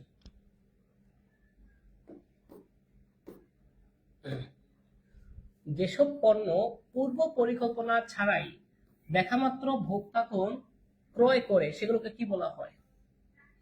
যেমন উদাহরণ হচ্ছে আইসক্রিম, চিপস, হঠাৎ করে রাস্তায় ভালো লাগছে কিনতে ইচ্ছা করছে, চটপটি, এরকম। এগুলো কোন ধরনের পণ্য? নিঃসন্দেহে এগুলোকে আমরা বলবো লোভনীয় পণ্য। ঠিক আছে, শপিং পণ্য হচ্ছে যেমন হচ্ছে আমাদের এসি, ফ্রিজ, টিভি। জরুরি পণ্য স্যালাইন, ওষুধ। সুবিধাজনক পণ্য আশেপাশে পাওয়া যায়। ওই সুবিধাজনক পণ্যের মধ্যে লোভনীয় পণ্য অন্তর্ভুক্ত। এটা কি হবে? লোভনীয় পণ্য। ভোগ্য পণ্য নয়। তো ভোগ্য পণ্য কোনগুলো? টেলিভিশন ভোগ্য পণ্য, রেফ্রিজারেটর ভোগ্য পণ্য, গাড়ির ভোগ্য পণ্য, স্থাপনা, তারপর হচ্ছে জেনারেটর, স্থাপনা প্লাস জেনারেটর প্লাস আরো আছে কি কাঁচামাল। এগুলো হচ্ছে আমাদের ভোগ্য পণ্যের অন্তর্ভুক্ত। ক্লিয়ার? এগুলো হচ্ছে কি ভোগ্য পণ্যের অন্তর্ভুক্ত। তারপর আসেন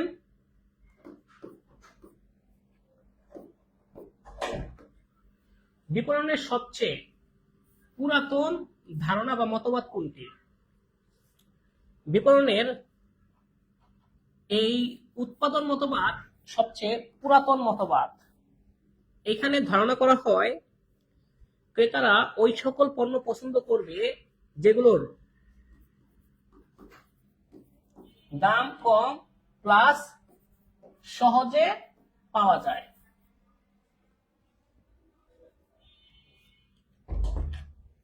ক্রেতারা ওই সকল পণ্য পছন্দ করবে যেগুলোর দাম কম এবং সহজে ভালো পাওয়া যায়। আর পণ্য মতবাদ হচ্ছে যেগুলোর কোয়ালিটি ভালো, বেস্ট কোয়ালিটি, সেই সকল পণ্য ক্রেতারা কিনবে যেটার কোয়ালিটি ভালো।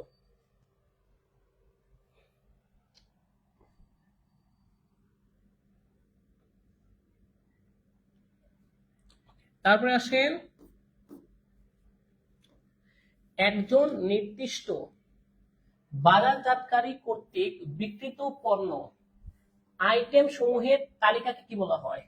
যেমন হচ্ছে কেউ জুস বিক্রি করে, কেউ হচ্ছে আপনার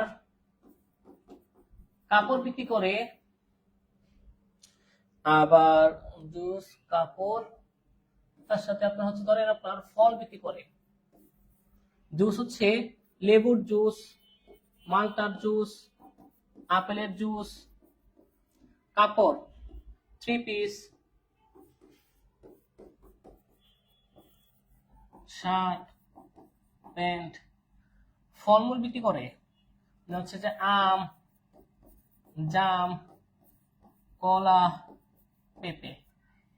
এই যে বিক্রিত পণ্যের আইটেম সমূহের তালিকা সবগুলোকে বলা হয় পণ্য মিশ্রণ। হ্যাঁ, সরি, কি বলছি? হ্যাঁ, পণ্য মিশ্রণ। আর পণ্য সারি হচ্ছে শুধু একটা, এটা পণ্য সারি, এইটা সারি, এইটা সারি, আর সব সারি মিলিয়ে হচ্ছে একটা বিপণন মিশ্রণ। ক্লিয়ার?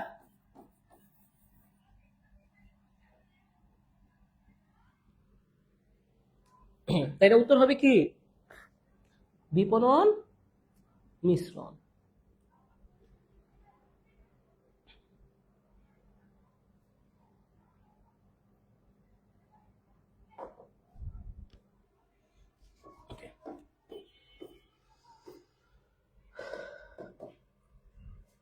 কোনটি বিপণনের কাজ নয়?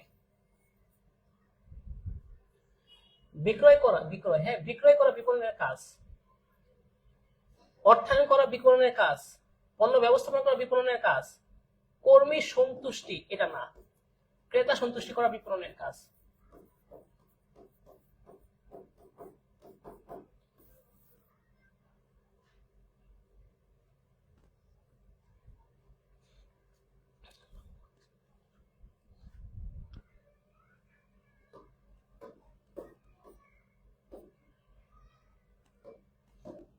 এটা আপনারা বলেন দেখি, নিচের কোনটি শপিং পণ্য? একটু ভালো করে বলেন। আচ্ছা, বিপণন, বিপণনের কার্যাবলী বিক্রয়, সত্যগত উপযোগ সৃষ্টি করে। অর্থায়ন, ব্যাংকের কাজ করে, সহায়ক কাজ। পণ্য ব্যবস্থাপনা, পণ্য নিয়ে কাজ করেছে, এটাও বিপণনের কাজ। কিন্তু কর্মী সন্তুষ্টি করার বিষয়টা, এটা বিপণনের সরাসরি কাজে অন্তর্ভুক্ত নয়। এটা হচ্ছে আপনার ক্রেতা সন্তুষ্টি করার সাথে সম্পর্কিত, কর্মী না। এই জন্য এটা বলছে। এটা কোনটা শপিং পণ্য বলেন?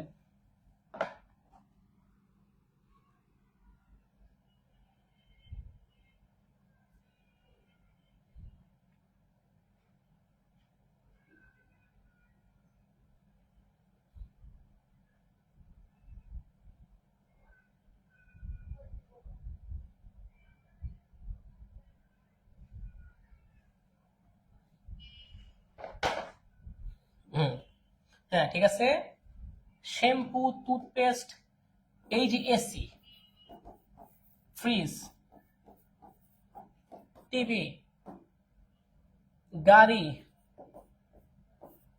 শাড়ি, গহনা, যেগুলো আমরা নিয়মিত ক্রয় করি না, যে সকল পণ্য আমরা নিয়মিত ক্রয় করি না, মাঝে মাঝে ক্রয় করি, তবে ক্রয় করার আগে অনেক চিন্তা ভাবনা করে, যাচাই বাছাই করে তারপরে ক্রয় করি, সেগুলো হচ্ছে শপিং পণ্য। শ্যাম্পু তো 2 টাকা, টুথপেস্ট 5 টাকা, সাবান 10 টাকা, এগুলো তো যাচাই বাছাই করা লাগে না। এগুলো হচ্ছে আমাদের আমাদের মানে নিয়মিতই লাগে। এগুলো হচ্ছে আমাদের দেখা যায় আবশ্যক পণ্যের মতো সুবিধাজনক পণ্য, কিন্তু এইটা হচ্ছে শপিং পণ্য।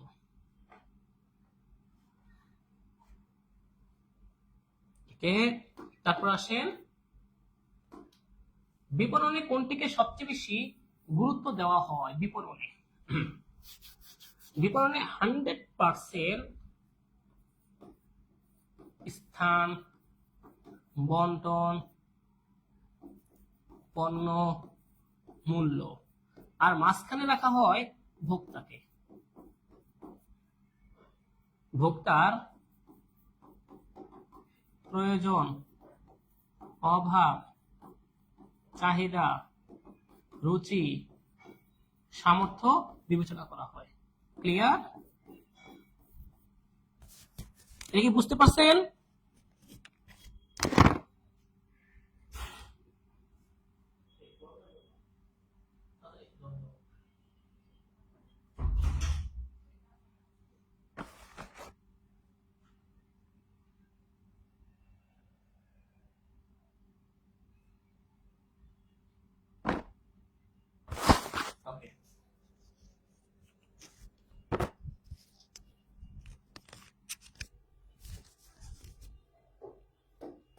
তারপর আসেন,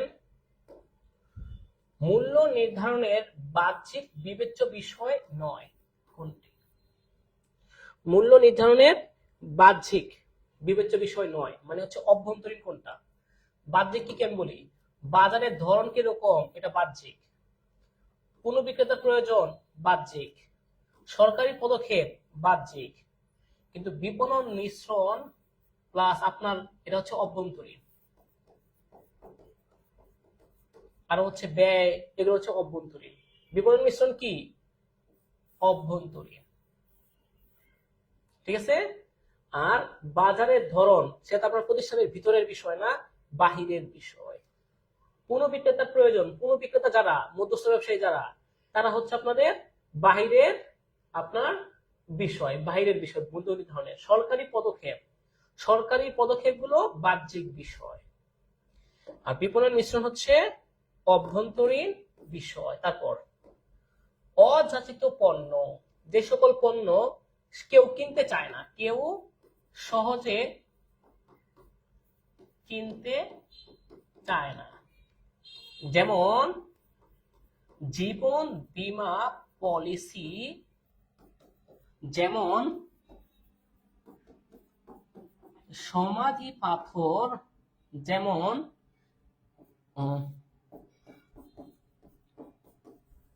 অগ্নি নির্বাপক যন্ত্র, যেমন ডিকশনারি। এটা আমাদের আশেপাশেই থাকে, এগুলো সম্পর্কে মানুষ হয়তো বা জানে না বা কেনার প্রয়োজন মনে করে না। এইগুলোর জন্য আপনার বিক্রয় মতবাদ উপযোগী। কি করতে হবে? প্রসারমূলক কাজ করতে হবে, বিজ্ঞাপন দিতে হবে, ভাই পণ্য কিনেন, এই পণ্য কিনলে এই বোনাস, এটা দিলে এটা পাবে, এরকম করে আকৃষ্ট করতে হবে। অর্থাৎ অযাচিত পণ্য বিক্রয়ের জন্য এই বিক্রয় মতবাদটা উপযোগী।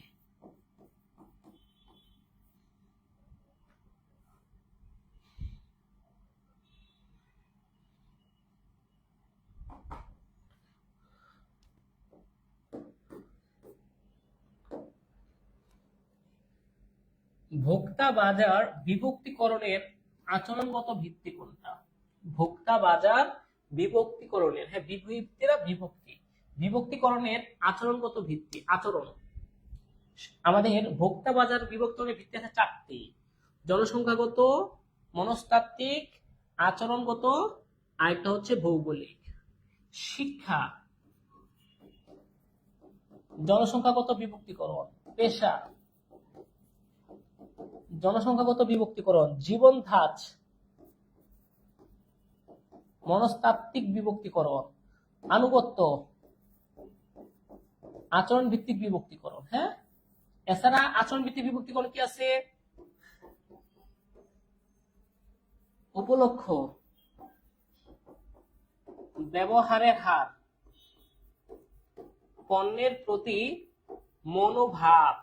পণ্যের প্রতি মনোভাব কেমন? ঈদ উপলক্ষে, এখন ঈদ উপলক্ষে কিনবে সবাই। আর ব্যবহারকারীর মর্যাদা। এগুলো হচ্ছে আমাদের আচরণগত বিভক্তিকরণ। কি কি? আনুগত্য, ব্যবহারকারীর মর্যাদা, ব্যবহারের হার, উপলক্ষ, পণ্যের প্রতি ইতিবাচক নাকি নেতিবাচক মনোভাব, এগুলো হচ্ছে আচরণগত ভিত্তি। ক্লিয়ার?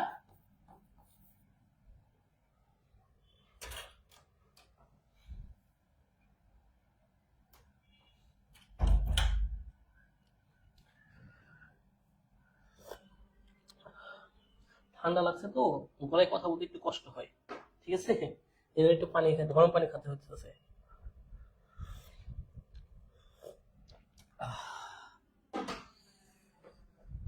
ওকে, তারপর আসেন, কোন ধারণা অনুযায়ী ভোক্তাদের সর্বাধিক পছন্দ সেই সব পণ্য যেগুলো সর্বোচ্চ মান, মানে বেস্ট কোয়ালিটি, যেমন আইফোন, কর্মক্ষমতা ও উদ্ভাবনী বৈশিষ্ট্য ধারণ করে, মানে হচ্ছে কোয়ালিটি বেস্ট। কোয়ালিটি বেস্ট এই ধারণা অনুযায়ী কোনটা, এটা আপনারা বলেন। যেমন বিপণন ধারণায় ক্রেতার প্রয়োজন চিন্তা করে, উৎপাদন ধারণায় কম খরচ চিন্তা করে, বিক্রয় ধারণায় প্রসারের কথা চিন্তা করে। তাহলে এটা হবে কি? পণ্য।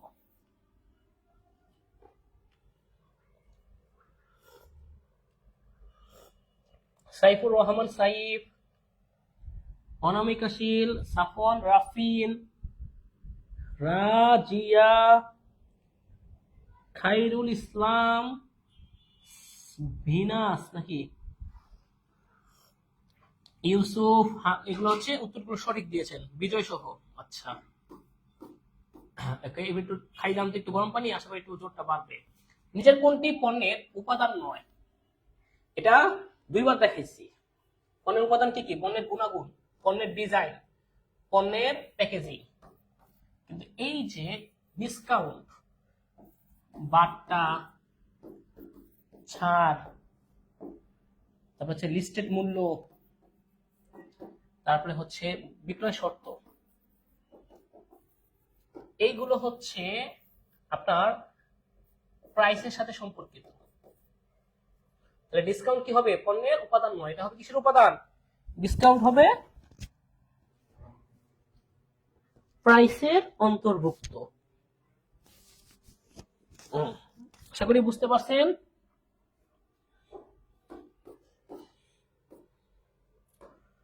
অনেক মানুষ মার্সিডিজ বেঞ্চ চায়, কেবল কয়েকজনই কিনতে পারে বা সক্ষম। ধরেন রাফিন, সাফওয়ান রাফিন একটি আপনার মার্সিডিজ গাড়ি কিনতে চায়, কিন্তু তার ইচ্ছা, প্রয়োজন, অভাব, সামর্থ্য, চাহিদা এগুলো আছে কিনা দেখতে হবে। যদি তার পক্ষে সক্ষম মানে অ্যাবিলিটি থাকে, সামর্থ্য ও ইচ্ছা যদি থাকে, তখন সেটা চাহিদা হবে। ঠিক আছে? যদি তার মার্সিডিজ গাড়ি কেনার সামর্থ্য ও ইচ্ছা থাকে, সেটা চাহিদা হবে। আর প্রয়োজন কি? কোনো কিছু থেকে নিজেকে বঞ্চিত মনে করা, সেটা হচ্ছে প্রয়োজন।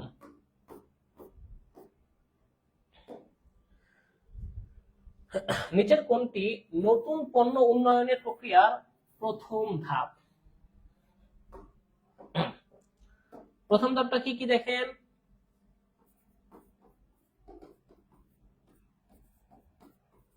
সৃজন বা সংগ্রহ। তবে ধারণা যাচাইকরণ, উন্নয়ন, ব্যবসা বিশ্লেষণ, তারপরে হচ্ছে ব্যবসা মার্কেটিং স্ট্র্যাটেজি, বিপণন, বাজার বিশ্লেষণ, ব্যবসা উন্নয়ন, পণ্য উন্নয়ন, পরীক্ষামূলক বিপণন, আর সর্বশেষ হচ্ছে বাণিজ্যিকীকরণ। এটা শেষ হচ্ছে বাণিজ্যিকীকরণ। এটা হচ্ছে প্রথম, এটা হচ্ছে অষ্টম। পরীক্ষা এই দুটাই আসে।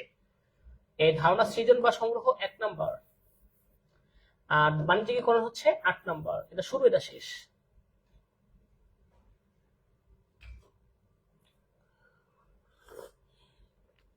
অনেকে উত্তর সঠিক দিচ্ছেন, একটু খেয়াল রাখবেন, এগুলো আমি কিন্তু ঘুরাই দিব প্রশ্ন করলে।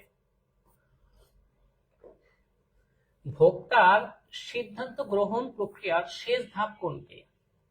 আপনি কোনো কিছু ক্রয় করবেন, পারচেজ করার ক্ষেত্রে আপনার যে সিদ্ধান্ত গ্রহণ একটা প্রসেস আছে, মানে বাইং প্রসেস, এর কি কি আছে দেখেন। সবার আগে কি করতে হবে? শেষ ধাপ। হ্যাঁ, ওকে। প্রথমে আপনি যেটা হবে আপনার নিড রিকগনিশন। আচ্ছা, অথবা আমাদের নিড রিকগনিশন, আপনার প্রয়োজন শনাক্তকরণ। প্রথম ধাপ প্রয়োজন শনাক্তকরণ। তারপর হচ্ছে তথ্য সংগ্রহ। আমি তো ইংলিশে মনে রাখছি, তো বাংলায় না। আমি জানি যে need information, need recognition, information search, মূল্যায়ন, বিকল্প সমূহ মূল্যায়ন, অল্টারনেটিভ ইভ্যালুয়েশন, 4 নাম্বার হচ্ছে পপ মানে হচ্ছে পোস্ট পারচেজ মানে ক্রয়। 5 নাম্বার হচ্ছে পোস্ট পারচেজ ডিসিশন মানে হচ্ছে ক্রয় পরবর্তী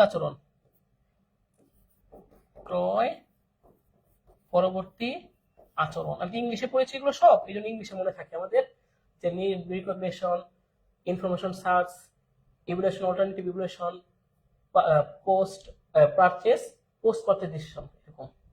তো এটা উত্তর হবে কি? এটা শেষ ধাপ, এটা হচ্ছে শেষ। অনেকে ভুল করতে এটা মনে করতে পারে না, এটা হচ্ছে শেষ। ক্রয় পরবর্তী আচরণ, ক্রয় করার পরে তার আপনার আচরণটা কেমন হয় সেটা।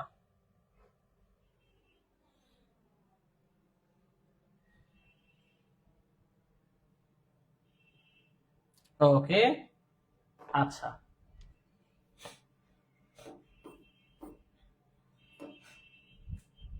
কিসের মালিকানা স্থানান্তর করা যাবে না বলেন তো? আপনি কোনটার মালিকানা, এটার মালিকানা আমার থেকে অন্য জায়গায় সরাতে পারবেন, কিন্তু কোনটার মালিকানা স্থানান্তর করা যাবে না?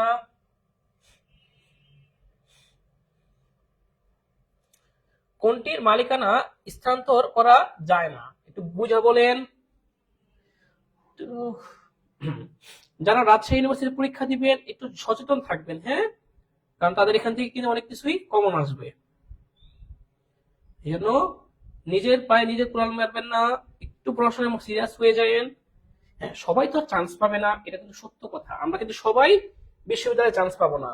আমাদের যারা পড়াশোনা করে তারা তাদের মধ্যে থেকে অল্প কয়েকজন চান্স পাবে, সবাই চান্স পাবে না। সবাই যদি চান্স পায়, সবাই যদি আপনার পাবলিকে চান্স পায়, তাহলে তো পাবলিকের কোনো দাম থাকবে না, তাহলে সেটা ন্যাশনাল হয়ে যাইতো। সবাই চান্স পায় না দেখাই সেটা পাবলিক। ওকে, এবার একটু ভ্যালু আছে। সেবার সেবার স্থানান্তর করা যায় না, সেবার মালিকানা স্থানান্তর করা যায় না, এটা অদৃশ্যমান, এটা হচ্ছে অদৃশ্যমান। উৎপাদন ব্যয়ের সাথে একটি নির্দিষ্ট পরিমাণ মুনাফা যোগ করে পণ্যের মূল্য নির্ধারণের পদ্ধতিকে কি বলে? যেমন হচ্ছে আপনার এই কলম তৈরি করতে আপনার ব্যয় হয়েছে 60 টাকা, তার সাথে আপনি মুনাফা যোগ করছেন 3 টাকা, করার পরে আপনি বিক্রয় মূল্য নির্ধারণ করছেন 10 টাকা। তাহলে এটা কোন পদ্ধতি? এটা আমাদের কোন পদ্ধতি? ব্যয় ভিত্তিক মূল্য, ভ্যালু ভিত্তিক হচ্ছে পণ্যটাকে আপনি কিভাবে কাস্টমার মূল্যায়ন করছে। যেমন গুলিস্তানের পণ্যের দাম কম, গুলশানের পণ্যের দাম বেশি, এটা হচ্ছে ক্রেতার ভ্যালু, উপলব্ধি, এটা হচ্ছে ভ্যালু ভিত্তিক। প্রতিযোগিতা ভিত্তিক, অন্যান্য প্রতিযোগী কেমন দামে পণ্য বিক্রি করছে তার উপর ভিত্তি করে মূল্য নির্ধারণ করা, এটা হচ্ছে প্রতিযোগিতা ভিত্তিক। উৎপাদন ভিত্তিক মূল্য নির্ধারণ পদ্ধতি, এটা কোনো মূল্য নির্ধারণ পদ্ধতি নাই। ব্যয় ভিত্তিক এটা হবে। তাহলে ব্যয়ের সাথে মুনাফা যোগ করে মূল্য নির্ধারণ করা হচ্ছে আপনার ব্যয় ভিত্তিক মূল্য নির্ধারণ পদ্ধতি। একজনে ভুল দিছে উত্তর, আলিশা বলতেছে 4, আমতাজি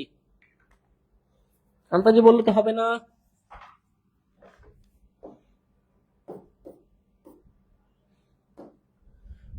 সুবিধাজনক ভোগ্য পণ্য যেটা আমাদের আশেপাশে আছে,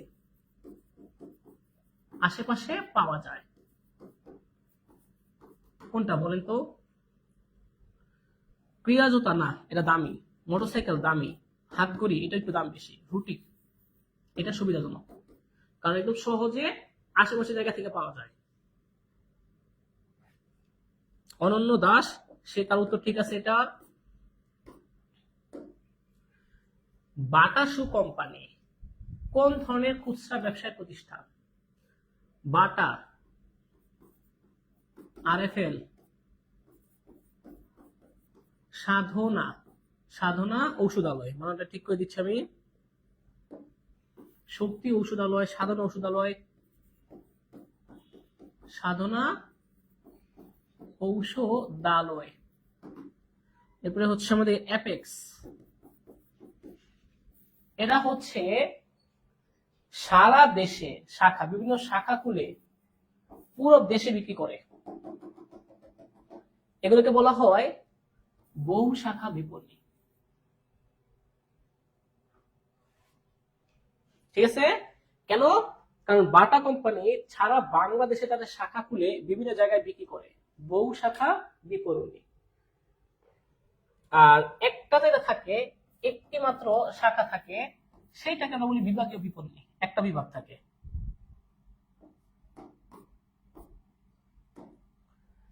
বাজার স্কিমিং মূল্য নির্ধারণ মানে শর্ত তোলা।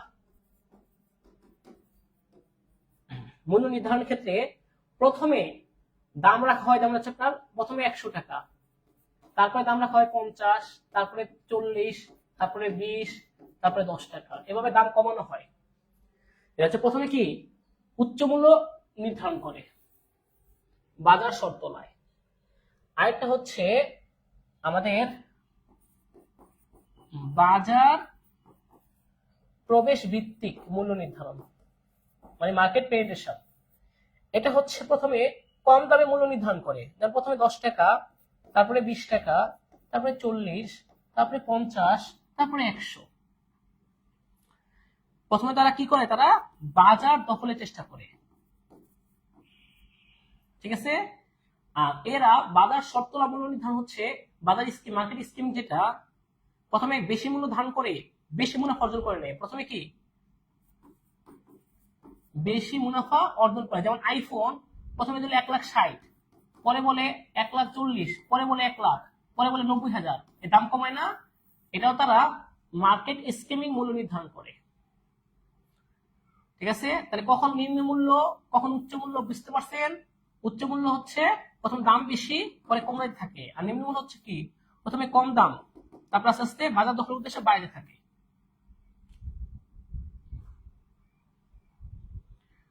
তাহলে এই দুইটার পার্থক্য কি বুঝাইতে পারছি?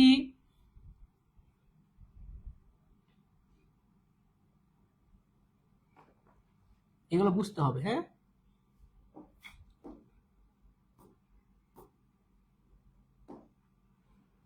বন্টন প্রণালীর সাথে জড়িত এক বা একাধিক পক্ষকে কি বলে?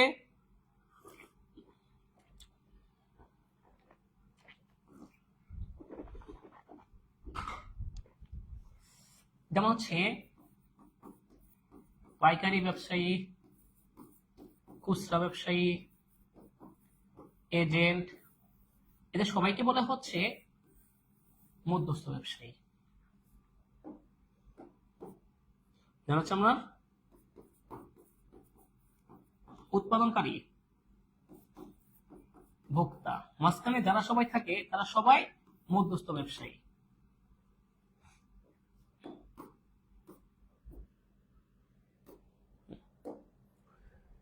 বিপণন প্রসারের হাতিয়ার নয়। বিপণন প্রসারের হাতিয়ারগুলো কি কি মুখস্থ রাখুন। 1,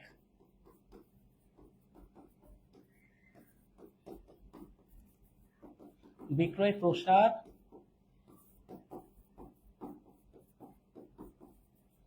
ব্যক্তিক বিক্রয়, জনসংযোগ বা গণসংযোগ, প্রত্যক্ষ বিপণন বা বাজারজাতকরণ, এই 5টা। তাহলে এই যে অপপ্রচার করা, এটা আমাদের বিপণন প্রসারের হাতিয়ার নয়। ক্লিয়ার? এটা মুখস্থ করেন।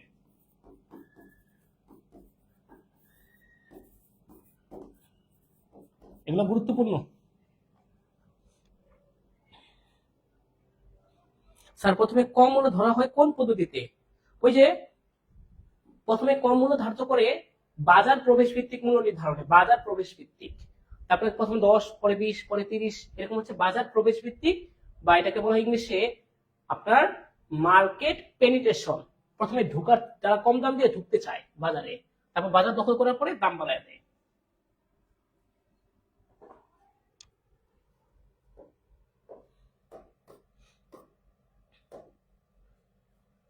ব্যষ্টিক পরিবেশের উপাদান নয়, মানে সামষ্টিক পরিবেশের উপাদান। এটা হবে কি গ্রাহক। হ্যাঁ, গ্রাহক, গ্রাহক। এই যে জনসংখ্যা, এটা হচ্ছে আমাদের সামষ্টিক পরিবেশের উপাদান।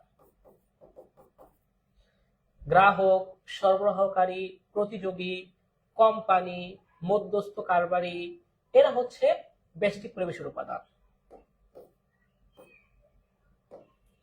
নিচের কোনটি ভোক্তা বাজার বিভক্তিকরণের মনস্তাত্ত্বিক চলক? মনস্তাত্ত্বিক চলকগুলো দেখেন। সামাজিক শ্রেণী, আপনি কোন শ্রেণীর? উচ্চ শ্রেণীর, মধ্য শ্রেণীর, না নিম্ন শ্রেণীর? জীবন ধারণ পদ্ধতি, আপনার জীবন ধারণ পদ্ধতি কিরকম? রক্ষণশীল নাকি আপনার একটু বিলাসী? বিলাসী নাকি রক্ষণশীল? সামাজিক শ্রেণী, জীবন ধারণ পদ্ধতি, ব্যক্তিত্ব। আপনার পার্সোনালিটি কিরকম?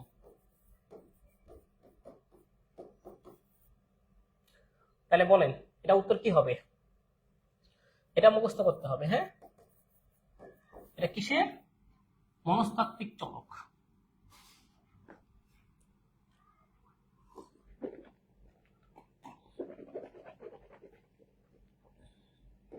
তাহলে এই যে ক্রয় উপলক্ষ, যেমন ঈদ, এটা হচ্ছে আমাদের ক্রয় উপলক্ষটা আচরণ ভিত্তিক, ব্যবহারের পরিমাণ আচরণ ভিত্তিক, আয় জনসংখ্যা ভিত্তিক, তাহলে শুধু জীবন ধাঁচটা মনস্তাত্ত্বিক। আমি কি বিষয়গুলো ভাইয়া ভাইয়া বুঝাইতে পারতাছি?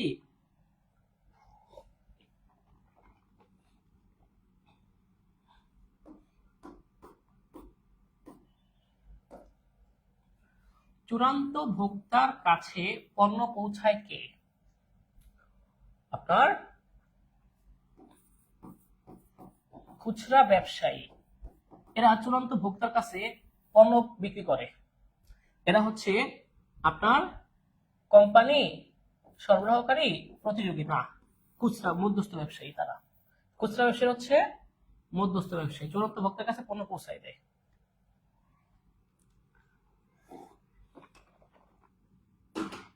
দেখি এখনো ক্লাস করতেছে মনোযোগ সহকারে কয়জন? এটাই স্বাভাবিক, সবাই ক্লাস নিয়মিত করবে না এবং ধৈর্য ধরে ক্লাস করা সবার পক্ষে সম্ভব হবে না। আবার অনেকে আছে দেখেছি পড়াশোনা এগুলো পারে, তারা করছে না। নিচের কোনটি মার্কেটিং প্রমোশনের উপাদান হিসাবে বিবেচিত? দেখাইছিলাম আমি 5টা: বিজ্ঞাপন, ব্যক্তিক বিক্রয়, বিক্রয় প্রসার, জনসংযোগ, প্রত্যক্ষ বিপণন। তাহলে এখানে আছে শুধু জনসংযোগ মানে গণসংযোগ। ঠিক আছে, এটা কি রকম? যেমন একটা সেমিনার করা, কোনো একটা প্রোগ্রামে কি করা, আপনার পৃষ্ঠপোষকতা করা, টাকা পয়সা দান করা, পৃষ্ঠপোষকতা করা, বা সাংবাদিক সম্মেলন করা, এগুলো হচ্ছে গণসংযোগের অন্তর্ভুক্ত।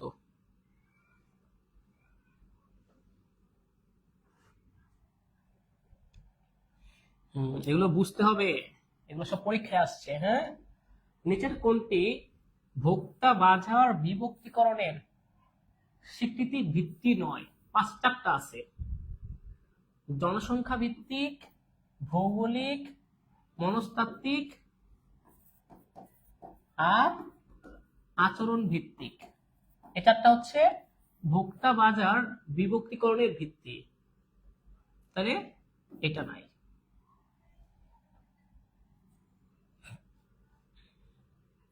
তাহলে এরকম কোনো বিভক্তিকরণ আমাদের নেই।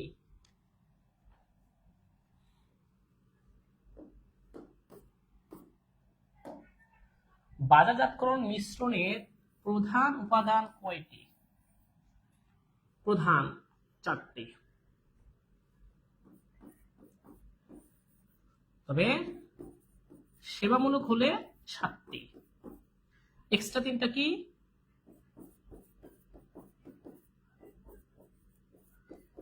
প্রসেস আর ফিজিক্যাল এভিডেন্স।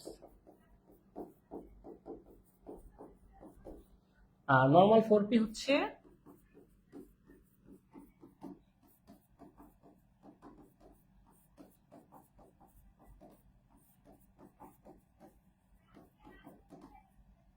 মুখস্থ করেন, এটা মুখস্থ করা লাগবে। আরো আছে 9টা আছে, 11টা আছে, ওগুলো আপনারা পারবেন না, ওগুলো এখন বুঝবেন না, পরে বুঝবেন। আপাতত এই 4টা আর 7টা সব সর্বমোট মনে রাখেন।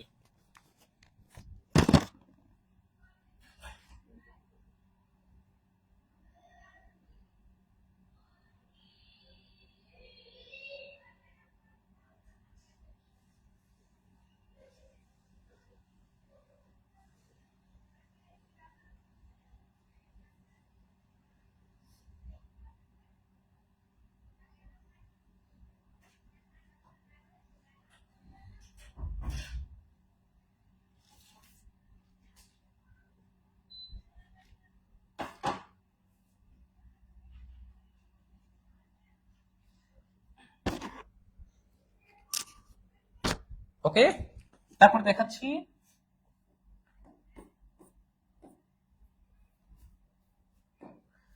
পণ্যের জীবনচক্রের কোন স্তরে কোম্পানি পণ্যের বৈশিষ্ট্য পরিবর্তন করে হচ্ছে পূর্ণতা স্তরে। আর 17 স্তরে বিক্রয় শুরু, দ্রুত বিক্রয়, বিক্রয় হ্রাস পেয়ে যায় সম্পূর্ণ।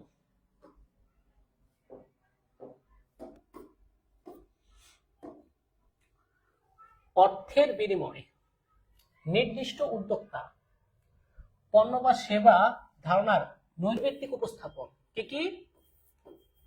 অর্থ প্রদত্ত মাধ্যম, নির্দিষ্ট উদ্যোক্তা থাকবে, টার্গেট করতে হবে যাদেরকে, এবং নৈর্ব্যক্তিক উপস্থাপন। এই তিনটা কাজ করা হয় হচ্ছে বিজ্ঞাপনে, আর প্রচার হচ্ছে অর্থ প্রদত্ত মাধ্যম নয়, এটা তৃতীয় পক্ষ মুখে মুখে করে থাকে। আর ব্যক্তিক বিক্রয় হচ্ছে কারো কাছে গিয়ে বলা, এই দোস্ত এই প্রোডাক্টটা কি, এই প্রোডাক্টটা ভালো, এই প্রোডাক্টটা এই কোয়ালিটি। এগুলো হচ্ছে ব্যক্তিক বিক্রয়, কোন ব্যক্তির কাছে গিয়ে তারপরে কিনতে প্রলোভন দেখানো। বিক্রয় প্রসার, বিক্রয় বাড়ানোর স্বল্পকালীন একটা পদ্ধতি। এটা হচ্ছে কি? স্বল্পকালীন পদ্ধতি। যেমন কিরকম? ছাড় দেওয়া কিছু, তারপরে হচ্ছে আমার নমুনা বিতরণ, কুপন দেওয়া, যে 1500 টাকা শপিং করলে একটা কুপন দেওয়া হবে, একটা কিনলে একটা ফ্রি, একটি কিনলে একটি ফ্রি। সেগুলো হচ্ছে আমাদের এই বিক্রয় প্রসার, বিক্রয় বাড়ানোর স্বল্পকালীন উদ্দীপনামূলক কার্যক্রম।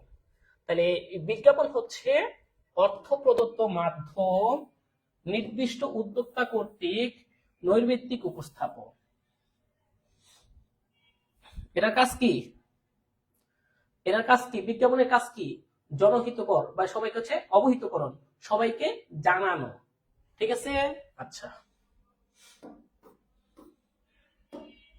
নিচের কোনটি একটি কোম্পানির বহিস্থ সবুজায়ন কার্যাবলী অন্তর্ভুক্ত?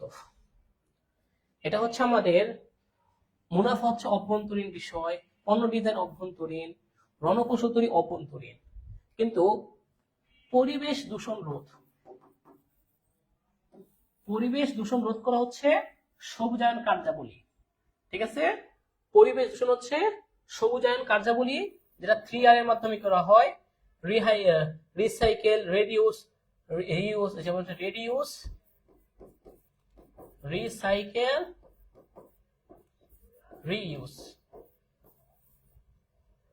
এগুলো হচ্ছে আমাদের বহিস্থ সবুজায়ন কার্যাবলীর অন্তর্ভুক্ত।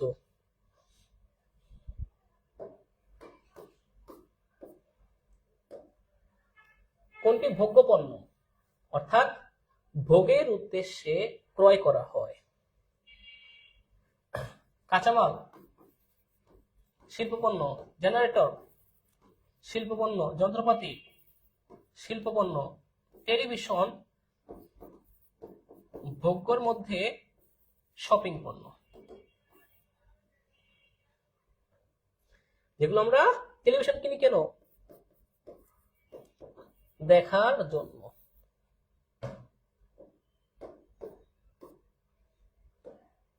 নিচের কোনটি মূল্য নির্ধারণ সিদ্ধান্তে প্রভাব বিস্তারকারী বাহ্যিক বিবেচ্য বিষয়? সার্বিক বাজারজাতকরণ রণকৌশল, এটা অভ্যন্তরীণ। উদ্দেশ্যগুলো অভ্যন্তরীণ। বাজারজাতকরণ মিশ্রণ অভ্যন্তরীণ। বাজারের প্রকৃতি কেমন, চাহিদা কেমন, এটা বাহিরে থাকে। এটা আপনার বাজারের যে প্রকৃতিটা, কাস্টমারদের চাহিদা, এগুলো আপনার প্রভাব বিস্তারকারী বাহ্যিক। কারণ চাহিদা তো বাহিরের বিষয়, এটা আপনার প্রতিষ্ঠানের ভিতরের বিষয় না। তাহলে মূল্য নির্ধারণের বাহ্যিক বিষয় হচ্ছে এটা, ক্লিয়ার?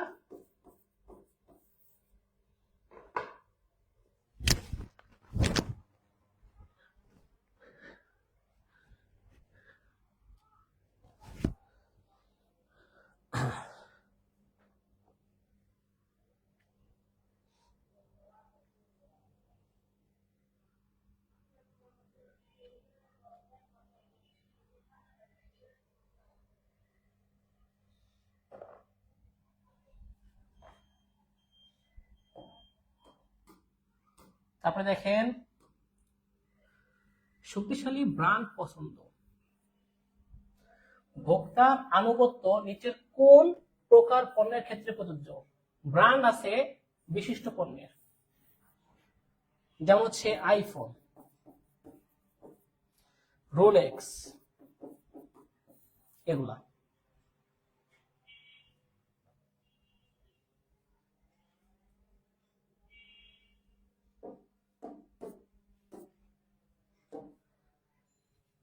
বাংলাদেশের নিচের কোনটি সুপার মার্কেট? যেমন স্বপ্ন, মিনা বাজার, আগরা। এটা হচ্ছে কি গৃহস্থালীয় পণ্য বেচার পাশাপাশি আপনার খাদ্যদ্রব্য বিক্রি করে।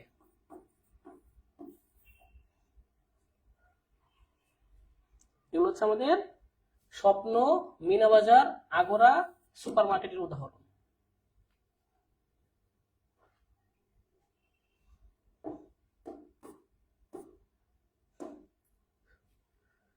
নিচের কোনটি নতুন পণ্য প্রস্তুত বা উন্নয়ন প্রক্রিয়ার শেষ ধাপ? একটু আগে বুঝাইছি। প্রথম ধাপ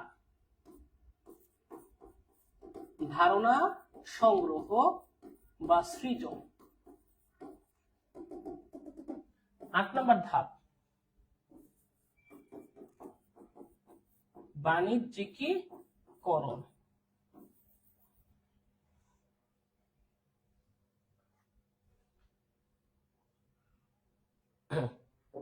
তারপর আসেন, এটা আপনারা বলেন, মার্কেটিং প্রমোশনের উপাদান 5টা শিখাইছিলাম না? এটা কোনটা হবে বলেন? এটা আপনারা বলেন তো দেখি।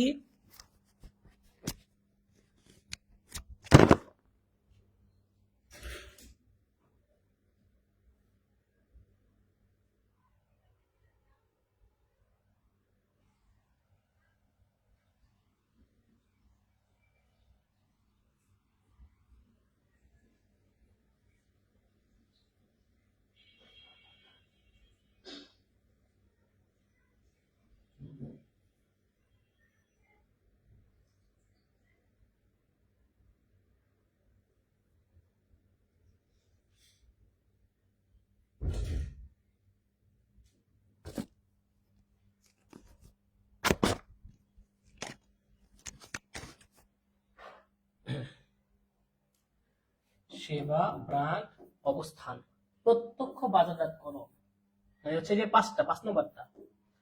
এছাড়া আছে কি ব্যক্তিক বিক্রয়, বিক্রয় প্রসার,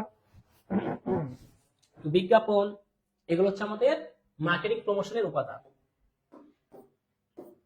এরপর আসেন, পাইকারি ব্যবসায়ের প্রসারমূলক কাজ কোনটি? এটা হচ্ছে খুচরার জন্য, এটাও খুচরারা করে থাকে, এটাও খুচরারা করে থাকে, আর এটা হচ্ছে পাইকারি ব্যবসায়ের জন্য কাজ করে থাকে, এটা বিক্রয় প্রসারটা।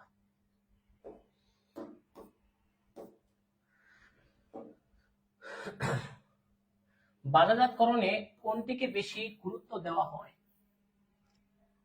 100% ভোক্তাকে,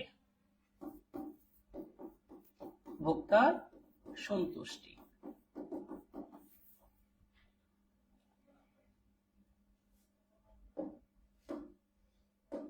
এটা হবে না ভোক্তা।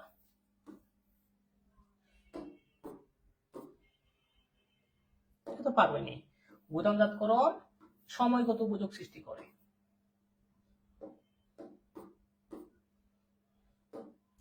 এটা একটু বলেন, কোনো কিছু থেকে নিজেকে ভোক্তার বঞ্চনার অনুভূতি, যেমন খাদ্য থেকে বঞ্চনা,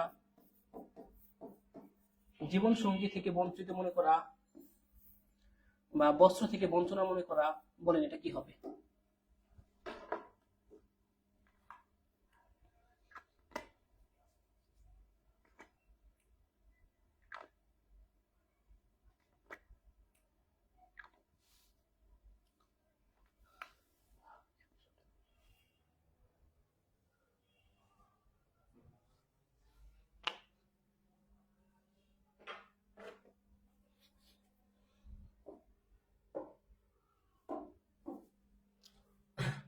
কোনো কিছু থেকে নিজেকে বঞ্চিত মনে করা হচ্ছে অভাব। যখন কোনো বস্তুর দিক নির্দেশনা করবে তখন সেটা হচ্ছে অভাব হবে, আর এটা হচ্ছে প্রয়োজন। আর চাহিদা কি? সামর্থ্য থাকলে, ইচ্ছা থাকলে চাহিদা, জোগান হবে না। টুথপেস্ট আশেপাশে পাওয়া যায়, সুবিধাজনক পণ্য।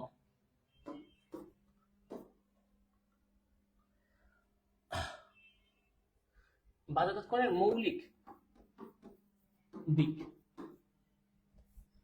দিক নয়, হচ্ছে বাজারজাতকরণের মৌলিক দিক, বিনিময় মৌলিক দিক, চাহিদা আছে, কিন্তু মুনাফা বাজারজাতকরণের মৌলিক দিক নয়। আগে পড়াইছি, এটা লাগবে না। সামাজিক বাজারজাতকরণ মতবাদ, এটা আপনার প্রতিষ্ঠানকে নিয়ে ভাববে, ক্রেতা সন্তুষ্টি এটা নিয়ে ভাববে, প্রতিষ্ঠানের মুনাফা নিয়ে ভাববে, এবং সমাজ নিয়েও ভাববে। এটা হচ্ছে টেকসই বাজারজাতকরণ। সামাজিক বাজারজাতকরণ কি? টেকসই মতবাদ। নিচের কোনটি স্টাইলের সাথে সম্পর্কিত? এটা হচ্ছে নকশা, পণ্যের ডিজাইন। ডিজাইনটা হচ্ছে স্টাইলের সাথে সম্পর্কিত।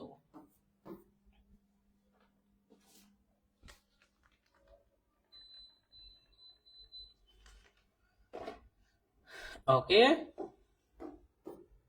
তারপরে আসি বাজারজাতকরণে বিক্রয় মতবাদে প্রধানত গুরুত্ব আরোপ করে কিসের উপর হয়? পণ্যের গুণাগুণ, পণ্যের মূল্য, এটা হচ্ছে উৎপাদন মতবাদে।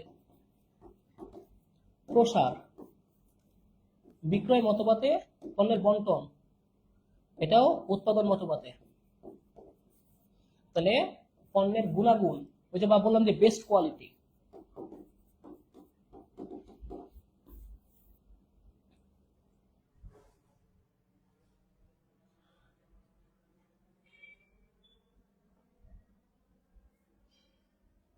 আচ্ছা, তারপরে আসেন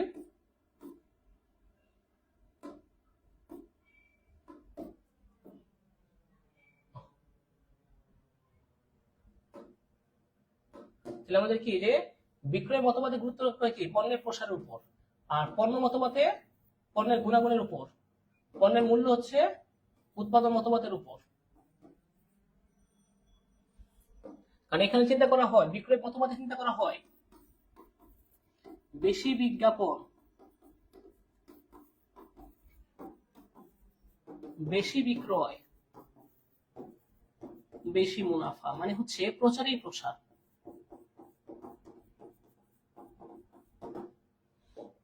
যত বেশি বিজ্ঞাপন তত বেশি বিক্রয় হবে। বাজারজাতকরণ পরিবেশের অনিয়ন্ত্রণযোগ্য, মানে হচ্ছে সামষ্টিক। সামষ্টিকটা হচ্ছে অনিয়ন্ত্রণযোগ্য উপাদান। যেমন প্রতিযোগিতা বেষ্টিক, ক্রেতা ভেষ্টিক, সরবরাহকারী বেষ্টিক, প্রযুক্তি সামষ্টিক।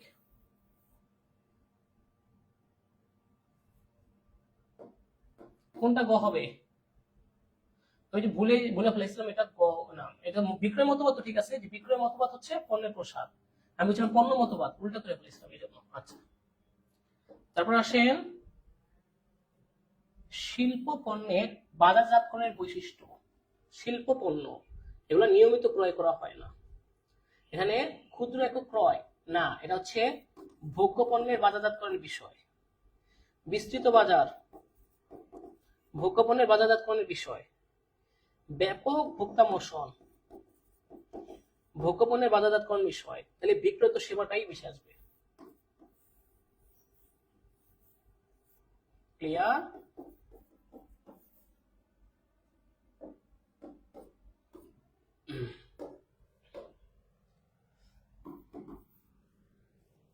এটা আপনারা বলেন।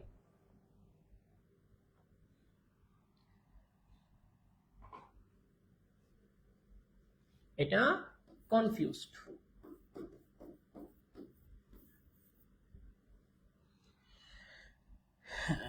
বিষয়টা আমি বলছি যে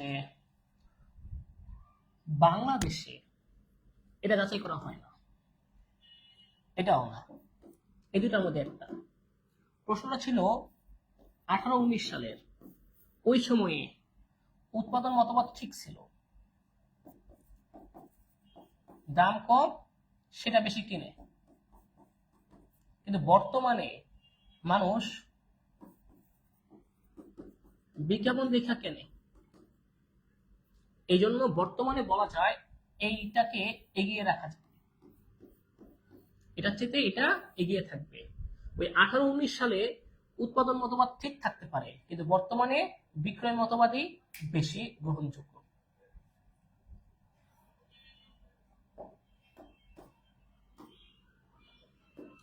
নিচের কোনটি বহু শাখা উদাহরণ? অনেক শাখা আছে, ওই যে বলছি বাটা, অ্যাপেক্স, এরা সারা দেশে শাখা ছড়িয়ে ছিটিয়ে থাকে। নিচের কোন পণ্যটি নিম্ন মূল্য সংবেদনশীলতার সাথে সম্পর্কিত? মানে হচ্ছে দাম কম হলে সন্দেহ লাগে। যেমন কেউ যদি এখন বলে আইফোন 15 10,000 টাকা, সন্দেহ লাগবে না? বলবে এটা কি সম্ভব নাকি, আইফোন এত দামি জিনিস এত কম দামে বিক্রি করছে, তাহলে বিশিষ্ট পণ্য। আর এটা না, এইটা। আর অযাচিত পণ্য সম্পর্কে মানুষের ধারণা থাকে না বেশি, এর উত্তর হবে কি বিশিষ্ট পণ্য। নিচের কোনটি বাজারজাতকরণ মিশ্রণে মানে 4P উপাদান নয়, পলিসি উপাদান নয়? প্লেস, প্রাইস, প্রোডাক্ট আছে।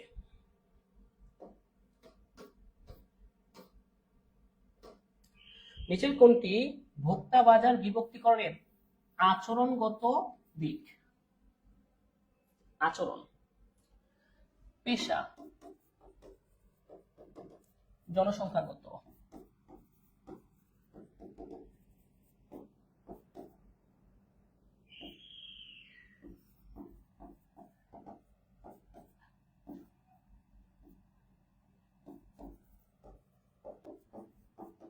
ওকে, এটা লিখে দিলাম।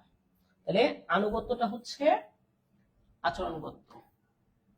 এছাড়া আরো লিখছিলাম কি উপলক্ষ,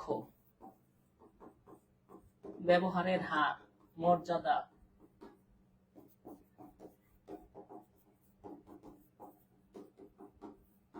এগুলো হচ্ছে আমাদের আচরণগত ভিত্তি। হ্যাঁ,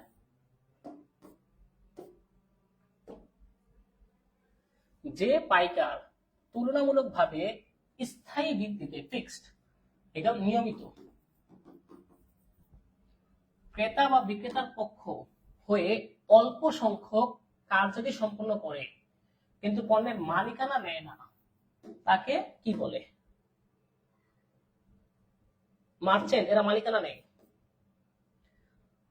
দালাল, র্যাক জবার্স, এজেন্ট। আর এটা হচ্ছে স্থায়ী ভিত্তিতে, এটা অস্থায়ী ভিত্তিতে বলা যায়।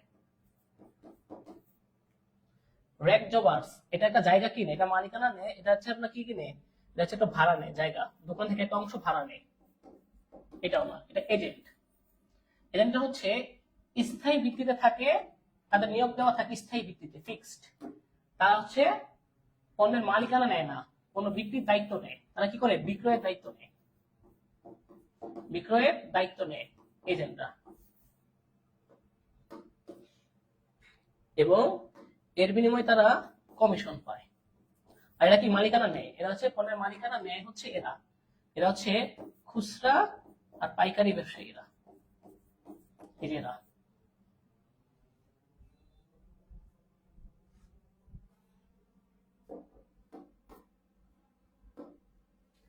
নিম্নের কোনটি ভোক্তার সঙ্গে দীর্ঘমেয়াদী সম্পর্ক সৃষ্টিতে মুখ্য ভূমিকা রাখে?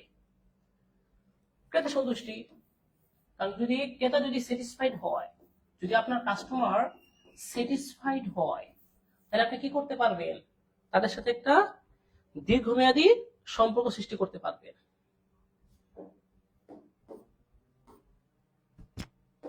এটা আপনারা একটু বলেন যে কতিপয় পণ্য যা ঘনিষ্ঠভাবে সম্পর্কিত একইভাবে কাজ করে, এক ভোক্তা শ্রেণীর কাছে বিক্রয় হয়, একই ধরনের দোকানের মাধ্যমে বাজারজাত করা হয়, একই মূল্য সীমার মধ্যে পড়ে, তাকে কি বলে? এটা হচ্ছে লাক্স।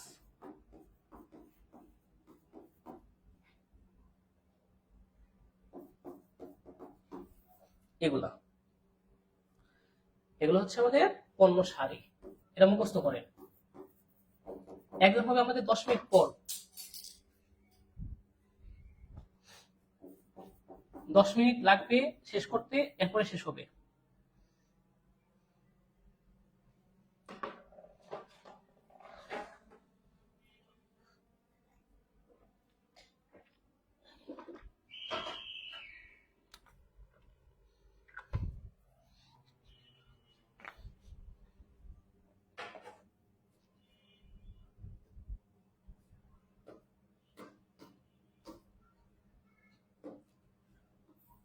টেলিমার্কেটিং যেমন হচ্ছে ফোনে বা মোবাইলে বা অনলাইনে কারোর সাথে কথা বলা, এগুলো হচ্ছে আমাদের প্রত্যক্ষ মার্কেটিং।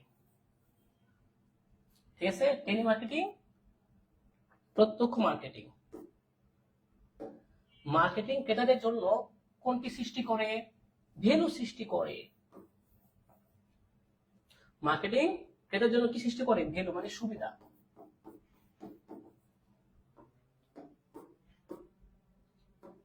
পণ্যের জীবন চক্রের কোন স্তরে ক্রেতা প্রতি খরচ সর্বোচ্চ?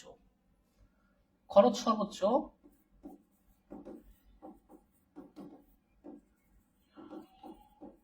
সর্বোচ্চ সূচনা স্তরে, আর ক্রেতা প্রতি খরচ সর্বনিম্ন পূর্ণতা স্তরে। ক্রেতা প্রতি খরচ সর্বোচ্চ কোথায়? সূচনায়, আর সর্বনিম্ন পূর্ণতা।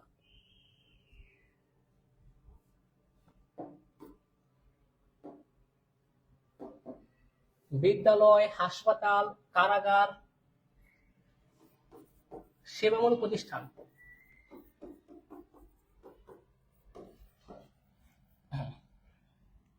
এদেরকে বলা হয় প্রাতিষ্ঠানিক বাজারের অংশ। বিদ্যালয়, হাসপাতাল, কারাগার প্রাতিষ্ঠানিক বাজারের অংশ। নিম্নের কোনটি জনসংখ্যা বিষয়ক বিভক্তিকরণের উপাদান নয়? বয়স, পেশা, শিক্ষা। আর জীবন ধাঁচ মনস্তাত্ত্বিক। এটা হচ্ছে মনস্তাত্ত্বিক। জীবন ধাঁচ, সামাজিক শ্রেণী, তারপর হচ্ছে ব্যক্তিত্ব। অযাচিত পণ্য বিক্রয়, যেগুলো কিনতে চায় না কেউ সহজে, এগুলোর জন্য বিক্রয় মতবাদ উপযোগী, কারণ বিজ্ঞাপন দিতে হবে বেশি করে। যে সকল পণ্য কেউ কিনতে চায় না, যেমন হচ্ছে ডিকশনারি, সমাধি পাথর, এখন মানচিত্র কেউ কিনতে চায় না।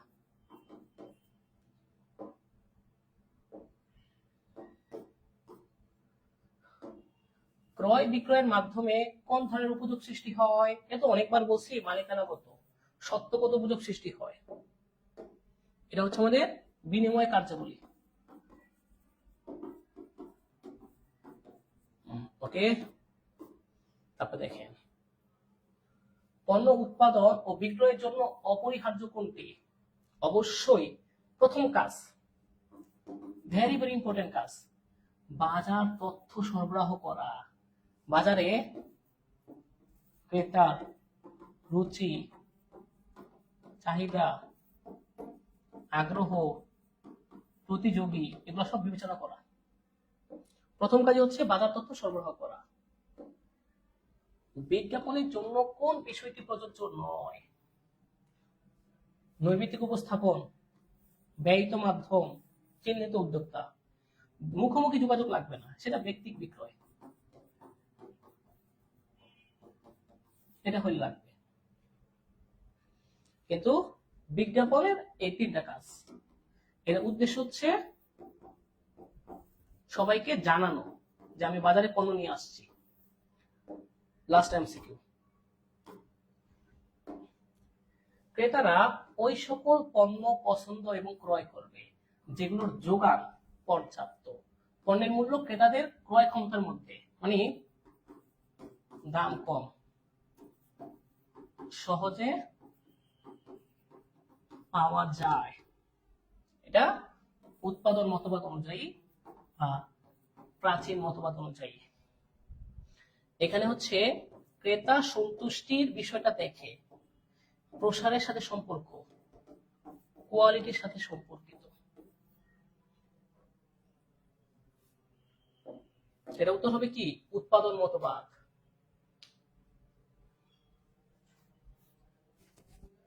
ওকে, কষ্ট হয়ে গেছে আজকে একটু, জানি না কেন আজকে একটু কষ্ট হয়ে গেল, মানে ঠান্ডা লাগছে তো কথা বলতে একটু কষ্ট হয়েছিল এই জন্য আজকে। যাই হোক, এখন পর্যন্ত 96 জন ক্লাস করতেছেন দেখলাম। যাই হোক, আলহামদুলিল্লাহ, আশা করি এখান থেকে 6 জন অন্তত ভালো করে ঢাকা রাজশাহী বিশ্ববিদ্যালয়ে ভালো জায়গায় চান্স পান, দোয়া করি। আলহামদুলিল্লাহ, অনেক ভালো লাগলো আপনার ক্লাসটি, অগ্রিম ঈদ মুবারক। ওকে, তাহলে আমি 2-3 মিনিটের মধ্যে প্রশ্নটা দিয়ে দিচ্ছি পেজকে। সবাই পরীক্ষা দিয়েন। আজকে এইটুকুই। সবাই ভালো থাকেন, সুস্থ থাকেন। ঈদ মুবারক। আসসালামু আলাইকুম।